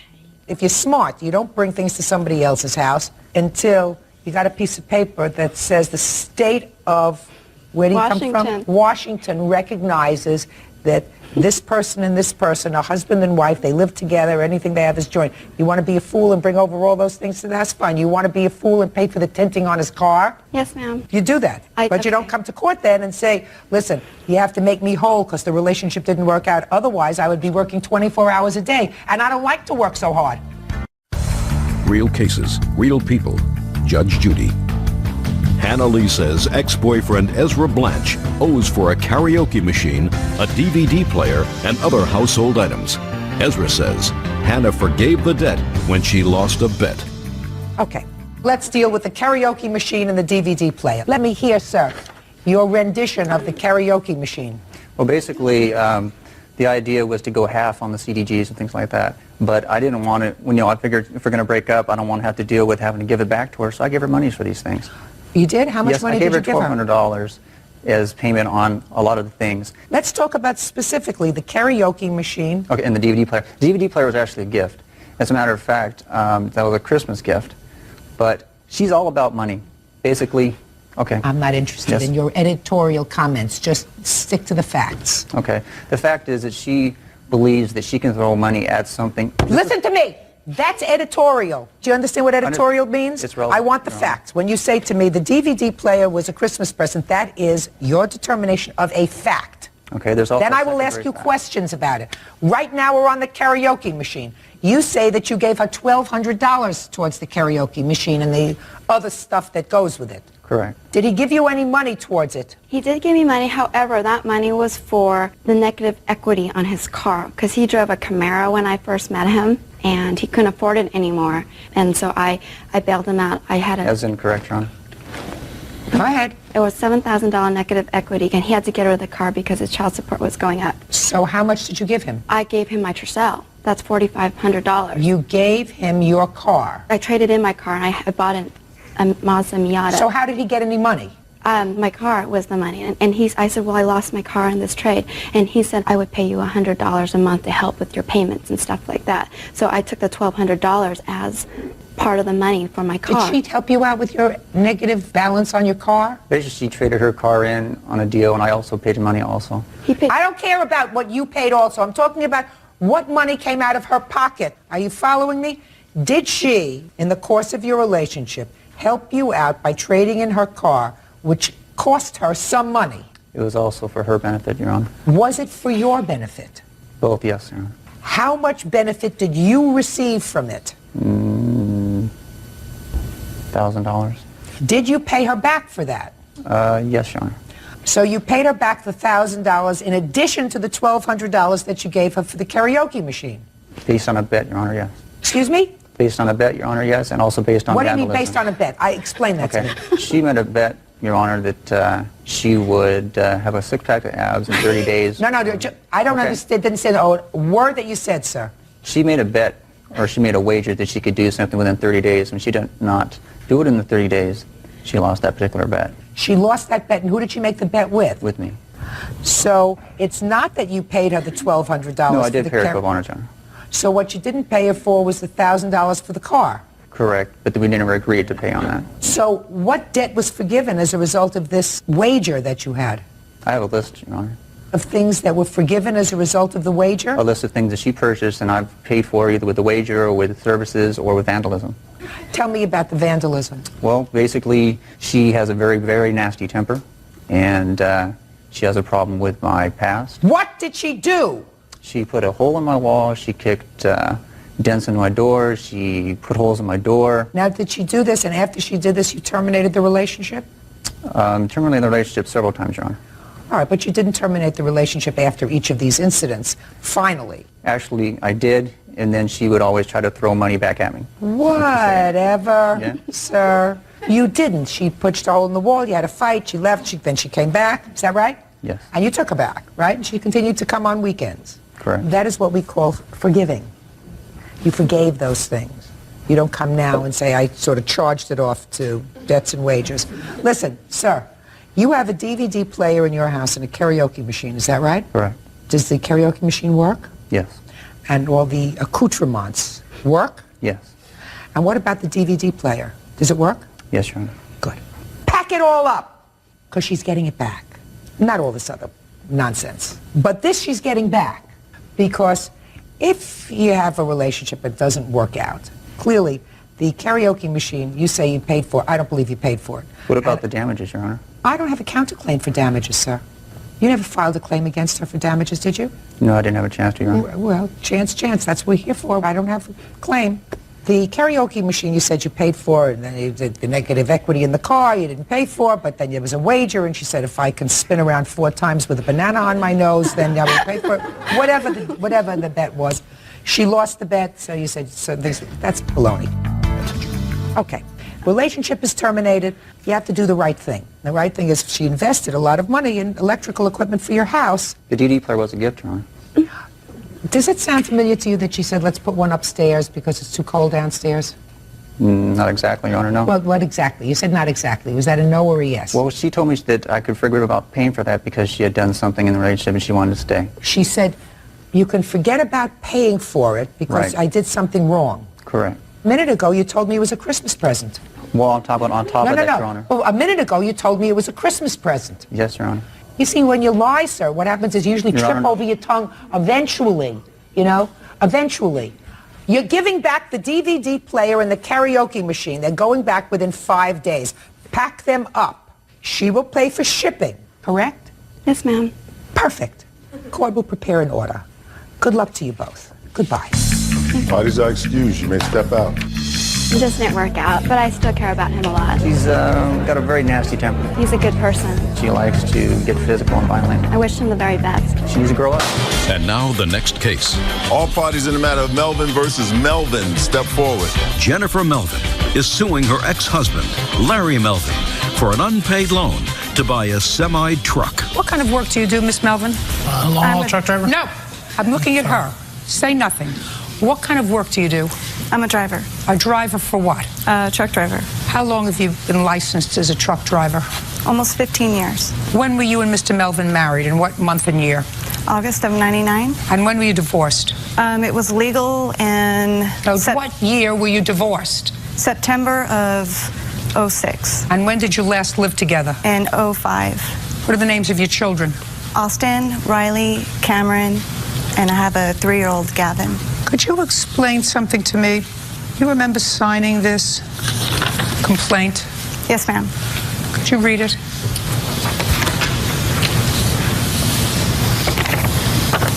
How many children does it say you have? 2 between the 2 of us, but I have 4.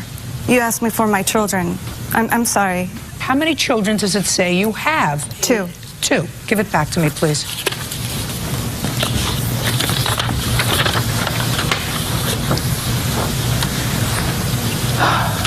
The judgment of divorce states as follows in the first paragraph. The court finds that there are 3 minor children of this marriage, Austin, Riley, and Cameron. Would you explain that to me? Austin is not biologically Larry's. The court found that there are 3 minor children of this marriage. You were the plaintiff. You must have filed the papers. Yes, ma'am. And in the papers, you wrote that there were 3 children of the marriage. Yes, ma'am. You did not contest that divorce. No, Is ma'am. that correct? That is correct. So what happened between the divorce and the time you swore to this complaint? I didn't understand that I should have put Austin in there. You were a truck driver for 15 years. How long have you been a truck driver, Mr. Melvin? 25. Did you own trucks together with your wife? At one point, yes. What point? Around 04, we bought a truck. And then again in 2006, end of 2006. And that was subsequent to your divorce? Yes. So you were in business together? Somewhat, yes. Don't say somewhat yes. I'm asking you a question. I didn't understand a lot of this case, and I'm going to figure out what's going on here because a lot of it doesn't sound kosher to me. Do you understand? Yes. And if something doesn't sound kosher to me and doesn't look kosher to me, it usually is because something's not right. We understand each other? Yes, ma'am. We understand each other? Yes, ma'am. So you and your husband and then ex-husband were in business together at the time you co-signed for a loan on a truck that you bought together for business in 2006. Is that right? Yes, ma'am. Well, that's not what you say in your complaint. You understand what I'm saying to you? Yes, ma'am. Judge Judy continues in a moment. There was no child support in your judgment of divorce. We had very, very unusual. And it didn't contain child support for a reason. So somebody is going to tell me the reason. Real cases, real people. Judge Judy. Jennifer Melvin says ex-husband Larry Melvin owes for a loan to buy a semi-truck. Larry is countersuing for the return of the truck in question. All right, so the first thing that you did is you lied in your complaint, which I don't like, because it didn't sound right to me, didn't smell right to me. You know what you wrote in your complaint. That I helped him purchase the vehicle. No. He asked you to help him get a loan for his business. He didn't have good enough credit to do it on his own. Since I wanted him to continue to provide for our 2 children, I agreed to help him get a loan on a semi. But that's not true because you're a truck driver as well, and this was a business that you and your husband were in together. But the agreement that we had was that All I'm asking you is you were in business together on this truck. All right, let me put it to you another way. How many people drove that truck? One. Who? Larry. And what did you get out of it? Child support. There was no child support in your judgment of divorce. We had very, very unusual. Subsequent to the child support guidelines for a judgment of divorce not to contain child support. And it didn't contain child support for a reason. So somebody is going to tell me the reason, because you're a business lady. Yes, ma'am. So you're going to explain to me so that I understand it, the reason why your judgment of divorce didn't provide for child support, why the two of you purchased a truck that was in whose name? Both of ours. In 2006. Both of your names, and the loan was in both of your names, and the truck, according to you, was purchased so that he could continue paying child support that wasn't contained in your divorce judgment. Yes, ma'am. All right. So it wasn't a loan to him, which is really what you're suing for. It was a business venture, and it was all fine in 2006, 2007, 2008, and then what happened? He quit making the payment on the truck, and I started getting phone calls from the loan company that Just they a second. 2006, 2007, 2008. He was giving you money for the children? The truck wasn't purchased to 07. Just a second. And I'm asking you a question. In 2006, 2007, and 2008, was he giving you money for the children? Yes, ma'am. How much? $500 a month, except for in 06, because we had the children 50-50. Did you ever give her any more than $500 a month, Mr. Melvin? Yes, I did, Your Honor. When did you give her more than $500 a month? Whenever I got taxes back, I gave her pretty much all my taxes one year. I don't remember what year it was. If she needed something extra, if the kids needed clothes, I'd go purchase them clothes. If she asked for extras when things were good, I would give her the money. No, I don't have any receipts for it. And this was from the trucking business that you were involved in? Correct. Using the truck that the two of you purchased together? Correct. As a business? Mm-hmm. Now, did you file a business return in 2007? Yes. How many people are listed as people involved in your business? Just her and I. Just the two of you? Correct. That's because you were in business together? Correct. See? All becomes clear. And you were in business together subsequent to your divorce. Yes. And you now have one truck. There's two trucks involved. You now have I now have one truck. Correct. And she took back the other truck. Correct. Is that right? Yes, it is, but I would like to point out in 08... And so what your lawsuit, let me just give you what the lawsuit is. The lawsuit is that you made him a loan, that you allowed him to use your credit. He purchased this truck. He stopped making payments. You made the payments on the truck and then took back, according to him, one of the trucks, the truck that was purchased in 2004, you say is collateral for your child support. I don't think so. Judge Judy continues in a moment. Want justice? Go to judgejudy.com or call 1-888-800-JUDY. Okay, so now you have a 2006 truck and you have a 2004 truck. Your Honor, in 08, he took the business over in his name solely. Show me. I didn't bring that paperwork. Miss Melvin? He changed the name, Miss everything. Melvin, that may be. In 2008, did he make payments on the truck? Yes, ma'am. Did he send you child support? Yes, ma'am. When did you have your third child with another man? In 07. And he changed the business in 08? Yes, ma'am. Miss Melvin, I do not consider this a loan, madam. You now have a 2004 truck? Sell it. It's collateral for his vehicle, and I can't until his loan is paid. Listen, if you two people entered into a business venture and the business venture didn't go well because of the problems with the economy, you don't create a fairy tale. This is a fairy tale, and I don't buy it. Do you understand? Goodbye. Parties are excused. You may step out. Judge Judy continues. Yeah, this is case number 116 on the calendar in the matter of Hannafan versus Stanworth. Thank you. You're welcome, Judge. Parties have been sworn in. You may be seated. Ms. Hannafan, it is your claim that the defendant, who's a friend of yours, owes you for some credit card charges he made. He says he paid you in cash. Do you want to explain to me what he was doing with your credit card? Well, I met Mr. Stanworth in August of 2009. I had explained to Mr. Stanworth that I wanted to increase my credit score. Mr. Stanworth promised that he could help me do that by spending money on my credit card with my permission and paying me back, and he promised to pay every part of it back. What? How? Check or cash? He paid strictly in cash, no checks. Okay, go ahead. So what did you do? He paid me back, and I had began to get a little nervous because of the activities that he was involved in, illegal What kind gambling. of activities, Ms. Hannafan? Illegal gambling, drugs. Why would you hang around with somebody who was involved in illegal activities? I was very vulnerable at the time. I had just left a bad relationship, and he had kind of made me feel like he was my friend, and I didn't know what he was involved in until I began hanging out with him. So why didn't you stop hanging out with him? Because he owed me this money, and he had said that, you know, he wouldn't pay me back unless I was around, and he had made threats to me that he would, quote, burn me and bury me, and that he used to get off on killing people, that it, quote, gave him a when he would kill people. And I just felt scared for my life that I would be one of those people. When did he say this to you? He said this November 20th. I have a police report here. When was the last time he made a charge on your credit card? I believe early November. I'm not, let's see here, November 6th for Smith's Groceries. And he had his own card? Yeah, I had made him a user on my account. What month did he get the card? He got the card in August. Did he pay September's bill? Yes, he did make a payment. Did he pay October's bill? Yes, he continued to make bills. Just a second. Sorry. Now, November 6th was his last charge. Yes. So what month does he owe on the credit card? Well, he didn't pay the complete amount back. He would make payments each month. He says he paid it.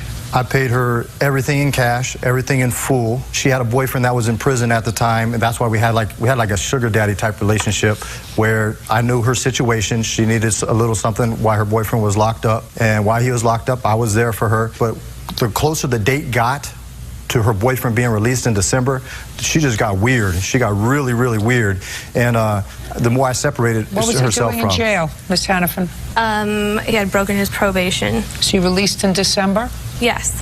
When you and Mr. Stanworth were friends, where were you living? I was living in Taylorsville, Utah. She was living with her ex-boyfriend.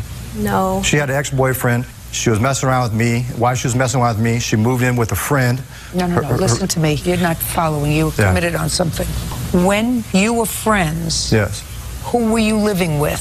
Zoe, a friend, and she lived in Taylorsville, Utah. Up until when did you live with Zoe? Up until November, and then I moved into my own apartment. When you moved into your own apartment after December, who did you live with?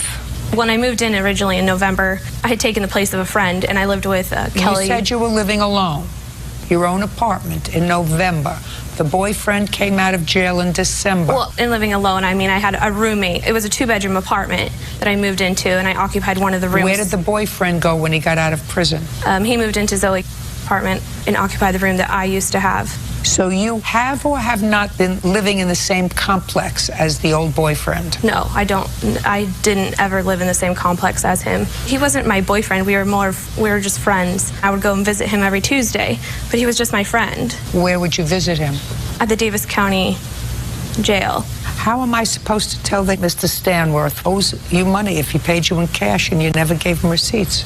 I don't know. I mean, I've documented every payment that he's given me. He never wanted a receipt, and it was strictly in cash. I've never not made a payment with the cash that he's given me. May I interject something? Our credit cards were linked. She was also spending money on those credit cards, and I never received an itemized statement of what was being paid. I always knew what I bought. I'm very good with money, and every time I bought something, I paid her in full for it, cash, to pay it right away. I'm not one to wait 30 days. You look on my current credit card statements, all my bills are paid in advance. Why were you using her credit card, Mr. She got a credit card in her name. I did promise her I'd help her with her credit. I did promise that. Why were you using her credit card, Mr. Stanworth? To help her build her credit. I had the cash. She was a friend. We became close. Can I see the list of items on the credit card statement, please, Ms. Hannafan? There's 2 credit cards. There's a Best Buy account and a Bank of America account. Did you pay the Best Buy account? I don't know what the Best Buy is about. She was getting ready for her boyfriend to come out of prison. My understanding was a boyfriend. Appliance? The appliances were for Mr. Stanworth's home. He had purchased on my credit. What had happened is he said that, oh, this would help my credit score, and I believed him, and I shouldn't have, but I did, and he convinced me to open a credit card account with Best Buy, and we both applied on it. Unfortunately, Mr. Stanworth's credit was not well enough to get credit together, So I did it on my own, and he purchased a washer and dryer, a new refrigerator, and several TVs and direct TV boxes with that. And where are those items now? I'm not sure. They were taken to Mr. Stanworth's home. I never had possession of any of those items. Is that true? The only thing on that list, it was purchased with washer and dryer, and she was given cash for that. But it was purchased for you. It was purchased for the home because she was staying with me also. She forgot to mention that. And I do believe in one of the statements. Who has the washer and dryer now? I don't. It's gone. Where is it? I moved out of that place. I'm in a new house. It was left there. Something's wrong with you. No, nothing's wrong with me. Oh, something's wrong with you. Unless you sold it to the new people who moved in. No, I didn't sell it to the new people. Why in the world would you buy something that's 6 months old and just leave it there if you paid for it? I don't believe that, Mr. Stanworth. It is there until someone moves into the place, and then I will get the items. What kind of double talk is that? No, because I have a washer and dryer right now. It's on KSL, which is a site to sell it. Not double talk. I moved into a place that has a washer and dryer. What's on KSL for a site to sell? What is on the internet? The washer and dryer is on the internet. So you're selling it? Yes, I am selling it. Judge Judy continues in a moment. My problem is I believe her just slightly more than I believe you. I mean, I know you're a hustler. Oh, yeah. But I can't figure her out. And later today. Well, your friend Steve didn't want a drunk.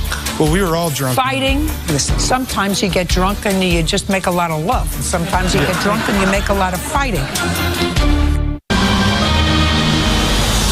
Real cases, real people.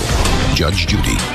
Victoria Hannafin says former friend Nicholas Stanworth owes for unpaid credit card charges. Nicholas claims he paid Victoria back in cash. What kind of work do you do, Mr. Stanworth? Consulting. Consulting what? I work for the Sundance Film Festival once a year. When the movies come up there, I set up events at the Sundance Film Festival for certain companies that come in. I present them marketing ideas. If they want certain events such as poker parties. What do you do for a living, Mr. Stanworth? Consulting. You're double talking me. That's consulting. That's what I do. That's what you do. Yeah. And did you file a tax return this year? Yes, I did. How much did you earn? $85,000. Doing what? I consult. These people here in LA pay very good money for setting up events. Indie Film Festival, I set up all their poker parties. I also did a celebrity poker tournament Where up there. do you live here in LA? I don't live here. I live in Salt Lake City. And what you're telling me is you have clients here who paid you $85,000 to do consulting work for the Sundance Film Festival. Yeah, but you put a lot of work in. You set up the events. The 2 years before that, I made $250,000. What you're telling me is that you do that for a one-time event at the Sundance Film Festival. It's a one-time event, and sometimes I get to go to the... You know, I have trouble believing these stories that sound very bizarre to me. Well, that's what I do, and I also, through there, you get other events such as the Super Bowl. You can do Super Bowl parties, Kentucky Derby. Not can do. I didn't ask you what you can do. I asked you what you do. And that's what I do, Sundance Film Festival, and I do other things. I set up parties for other people. Bert, you're following this. I'm hearing it. Yeah. That's all right. It's work. It's work, and you know what? People pay well to have a good time, and you know, sometimes you do charity events, sometimes you do other things, but it's work. Ever gamble? Yes, I do. What kind of gambling? World Series of Poker is going on right now. I'm here missing it. It's in Vegas for a month. What other kind of gambling? Pretty much poker. I bet on sports. Did well on the Lakers, beating the Jazz this year. No, did quite well. I was in Vegas for that. Won a lot of money. The Jazz were favored. Lakers was a better team. That way you'd have a lot of cash. Yes, I do, and I deal now, in cash. You have a debit card. Yes. Which means that you have a bank account. Yes, I have 4 accounts. And when you have a bank account, you have checks. No, I actually do not have checks. Only for my NMP consulting, only my consulting business. How old are you? 32. Why wouldn't a 32-year-old man who earned $250,000 the year before and $85,000 this year have checks and instead keep all of his money in cash and pay his bills in cash? Just the nature of my business. Gamblers, we keep a lot of money in cash. Now we're talking. Yes, we keep a lot of money. Consulting people don't. Because consulting people are not paid in cash. Consulting people are paid by businesses by check. I have checks deposited into the business account. And? I write checks from the business account for materials for business gigs that I do. And how are you paid from the business, sir? I pay myself. With what? I write it, well, I transfer money. I transfer money. So. You see, you almost tripped over your tongue, Mr. Stanworth. No, I transfer money. You write a check. No, I don't write a check. I transfer from one account to the next, and that's considered writing a check online when you transfer banking fees. So you transfer money into what account, sir? My personal checking. Your personal Checking. Checking! And savings. When you have a checking account, you have, what do you have when you have a checking account? Checks. But I chose not to have checks. I use my check card as my checks. You know, my problem is I believe her just slightly more than I believe you. I mean, I know you're a hustler. Oh, yeah. I know you're a hustler. I know that that's how you make your living. You're a hustler. But I can't figure her out, you know? She's got this passive-aggressive thing that I'm just not getting. I got you, Mr. Stanworth. Well, you can look at the bank statements. This girl's making... I got you, but I'm, you know, I really don't get her right away. But I know one thing. A lot of stuff is charged here, and she's not asking for all that money. No. Because she says that you paid her a good portion of it. Yes. I mean, on one she says you paid her $700, on one you paid $8,000. You paid a lot of money for purchases that you made. She gives you credit for a lot of those things because all she says you owe her is $1,800. And one of the things that I found troubling, Mr. Stanworth, was that you said, and besides paying her in cash, I gave her a very good deal on a used car. No, well, I didn't give her the used. I had a used car. She got rid of her Toyota 4Runner. Did you just say no to me, Mr. Stanworth? You want me to read what you wrote? No, in your answer? you're absolutely correct. Judge Judy continues in a moment. And later today... I can't believe that. It just sounds ridiculous. If it doesn't smell right, it's not true. Why would you all come together and the one person who witnessed the act of vandalism is not here? Real cases, real people. Judge Judy. Victoria Hannafin says former friend Nicholas Stanworth owes for unpaid credit card charges. Nicholas claims he paid Victoria back in cash. Okay, you still have the car?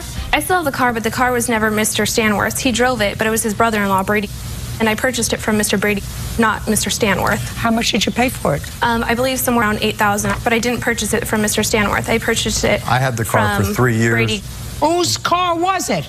My brother-in-law's. I had for 3 years. He didn't want it. Because you can't have a car in your own name. I own 3 cars in my own name. Really? Yes, I have a 61 Lincoln Continental I'm restoring right now. I have a Nissan 300ZX and a truck. And how do you pay for the insurance on those? Cash. Mr. Stanworth, you're a hustler. And you owe her $1,800. Judgment for the plaintiff, that's all. Parties are excused. You may step out. I told the truth. There's nothing for me to hide. And she just got a free $1,800. I'm not happy about it. I was in a bad spot emotionally, and so he kind of filled that void. It was a sugar daddy type relationship. I was all alone out there, so he took advantage of that. Just deal in cash. No credit cards. Never trust anyone, and make sure you get a receipt and don't deal. And now the next case. All parties in the matter of Chenier versus Irby. Step forward, please. 21-year-old stock person Chris Chenier is suing his ex-girlfriend, 21-year-old student Jessica Irby, for the cost of 2 rings he bought for her. Chris says Jessica's a cheater. Don't get comfortable, Bird. This is not going to take long. I'm never comfortable. Good. How old are you? I'm 21. How old are you? 21. You want money back from her for a couple of rings that you bought her, and you Yeah. say she promised to give you the money back. Yep. Yep. Try yes, Your Honor. Yes, Your Honor. What do you do for a living? I work at Walmart. And what do you do? I don't have a job right now. Do you live home? Yes. Do you go to school? Yes, Your Honor. What kind of school? HCC, college. Let me tell the story, because that way Bird won't get bored. Try to pay attention, Bird. Yes. When you were dating, you went with her to the mall. Yes, Your Honor. Quick learner. And according to you, she saw a ring that she liked. Yes, Your Honor. Because I read your papers very carefully. And she said, I really like that ring. Yes. And would you buy it for me? Yes. And you said, I'll only buy it for you if you really love me. Yes. That's what you said. Yes, Your Honor. And in what month was that, sir? April. And she said, I really love you. Yes, Your Honor. So you bought the ring. Yes, Your Honor. And then in June, she broke up with you. Well, July. Or July. Now, putting it all together, it is your claim that because she told you she loved you in April and broke up with you in July, she really lied. Yes. And therefore, she's not entitled to the ring. Yes. Now, Mr. Chenier, if she really loved you in April, Yes. she'd be entitled to the ring. It was a gift then. Is that correct? Well, it was more of a promissory ring. No. You just said that you said to her, I'll buy you the ring if you really love me. Yes. And she said, I really love you. And at the moment she did. Did you ever hear of Elizabeth Taylor? No. You never heard of Elizabeth Taylor? No, I haven't.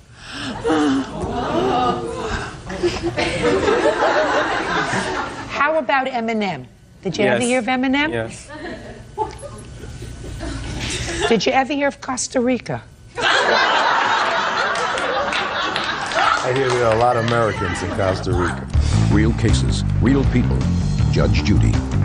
21-year-old stock person Chris Chenier is suing his ex-girlfriend, 21-year-old student Jessica Irby, for the cost of 2 rings he bought for her. Mr. Chenier, you have to get over it, sir. She loved you in April. She didn't love you in July. You bought her the rings. She doesn't love you anymore. Put a period. Get over it. Goodbye. Have a happy life. Parties are excused. You may step out. Now I know never to trust Jessica anymore. I said I loved him, but I never once said I'd pay him for the ring back. She cheated on me before I bought her the ring and after I bought her the ring. I never cheated on him like he's trying to say I did. She used me. Feelings change, things happen. I'm just not going to be friends with her anymore. And now the next case. All parties in the matter of Cheek versus Bailey. Step forward, please. 19-year-old student Kevin Cheek is suing his ex-roommate, 21-year-old bank representative Blake Bailey, for the return of rent. Kevin says they were evicted after only 2 weeks. Mr. Cheek, according to what I read, you rented a room from the defendant in his condo or apartment. Yes. You rented it in May of this year. Is that correct? Yes. You gave him $600? Yes. That was your monthly rent for the room. Yes. You moved in May 2nd, 2003. Yes. According to your complaint, something happened with the landlord of the whole place, not this young man. And they told everybody that they had to be out by the end of May. So you decided to leave May 19th. And you want him to give you all your money back. Yes. Why do you think you're entitled to any money back? Because I paid him $600. That when I said. moved in. Yes, and I wasn't informed. There's a few things I wasn't informed about when I moved in, such as the drug dealing going around the house. There was always people coming in and out, nonstop, and it was just always a problem around me, and I'm not into that. I don't do that, and I don't know, the landlord can actually add to that. He knows a little about that. The landlord of it... Nope. The landlord told them they had to be out the end of the month. I wasn't informed in that when I moved in. He never told me. The landlord told him the month before that they were to be out by next month. And I was never told that before when I paid him the money. He never told me that. And nobody had to pay rent. The landlord said, everybody move out, nobody pay rent, and just get out of here, you know? So there's no reason why I shouldn't get my $600 back if nobody else paid money. So, but there was other things I was actually told about. No, he's just a interesting businessman. You wouldn't rent from the landlord. You rented from him. You paid $600 a month for your room for the entire month of May. You didn't like what was going on. You said there was drug deal, whatever was going on in the house. It started right as soon as you moved in. Yes. Correct? So you stayed there May 2nd, May 3rd, May 4th, May 5th, May 6th, 7th, 8th, 9th, 10th, 11th, 12th, 13th, 14th, 15th, 16th, 17th, 18th, 19th, right? Yes. And you moved out the 19th. Yes. You could have stayed the 20th, 21st, 22nd, 23rd, 24th. No, because there's too much going on. There was. So listen to me. Listen to me, sir. Same thing that was going on May 18th would have been going on May 28th. Yes.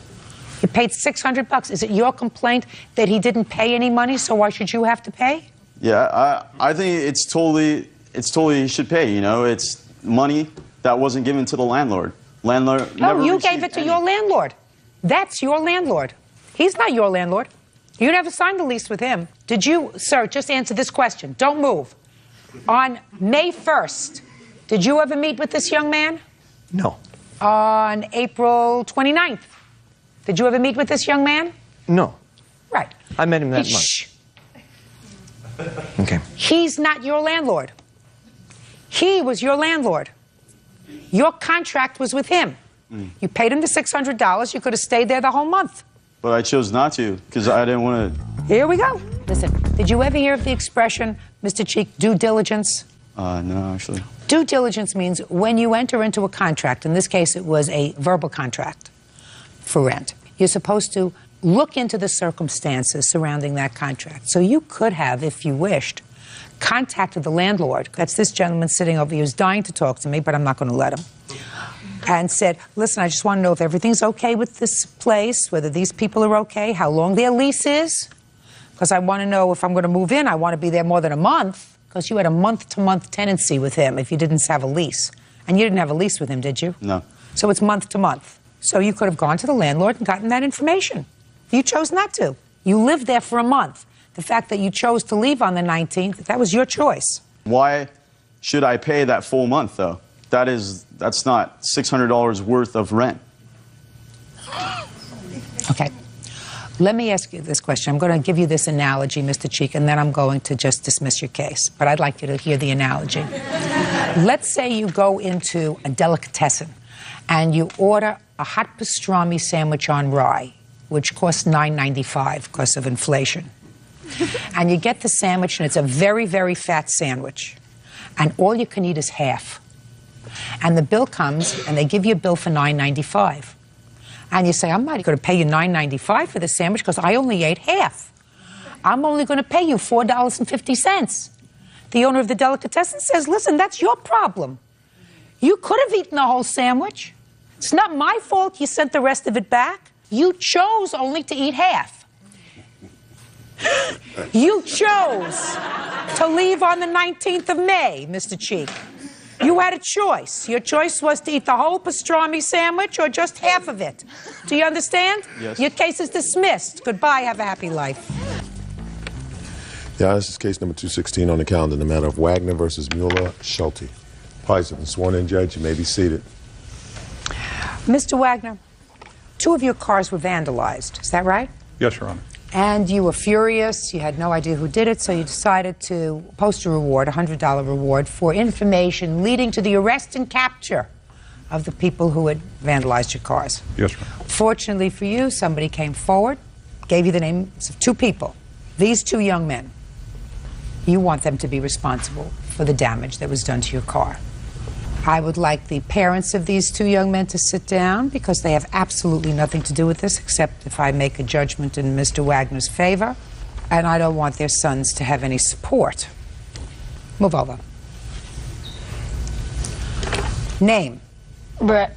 Name? Chris. What grade are you in? Going in 6th. I'd like you to end everything that you say to me with, Your Honor.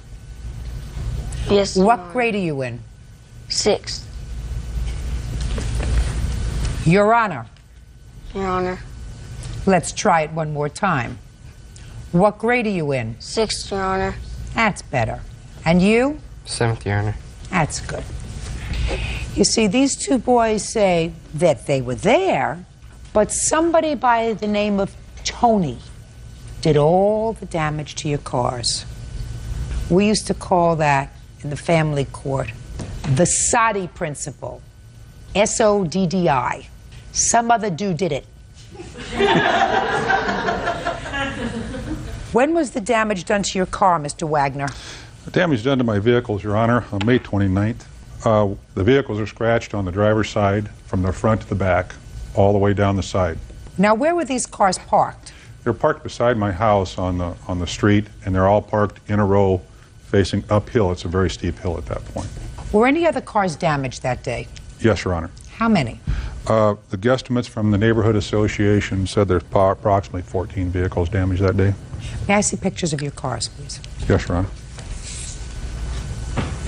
Are you tired? Are you tired? Yes. That's unfortunate. Stand up and put your hands at your sides. Thank you.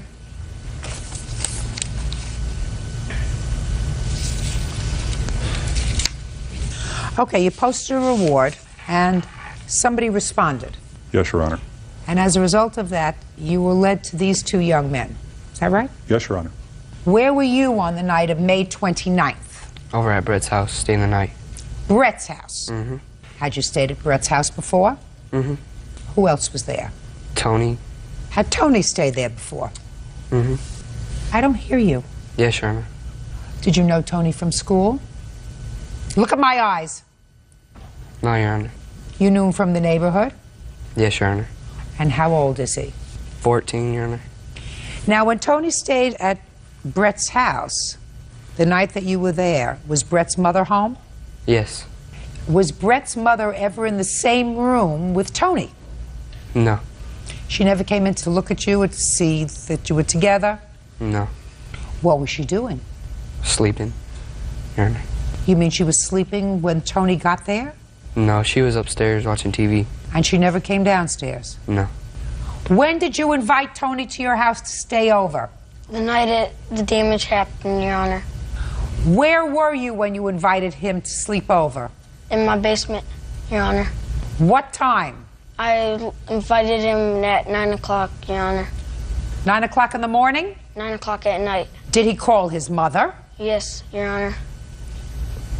And I assume his mother said it was okay?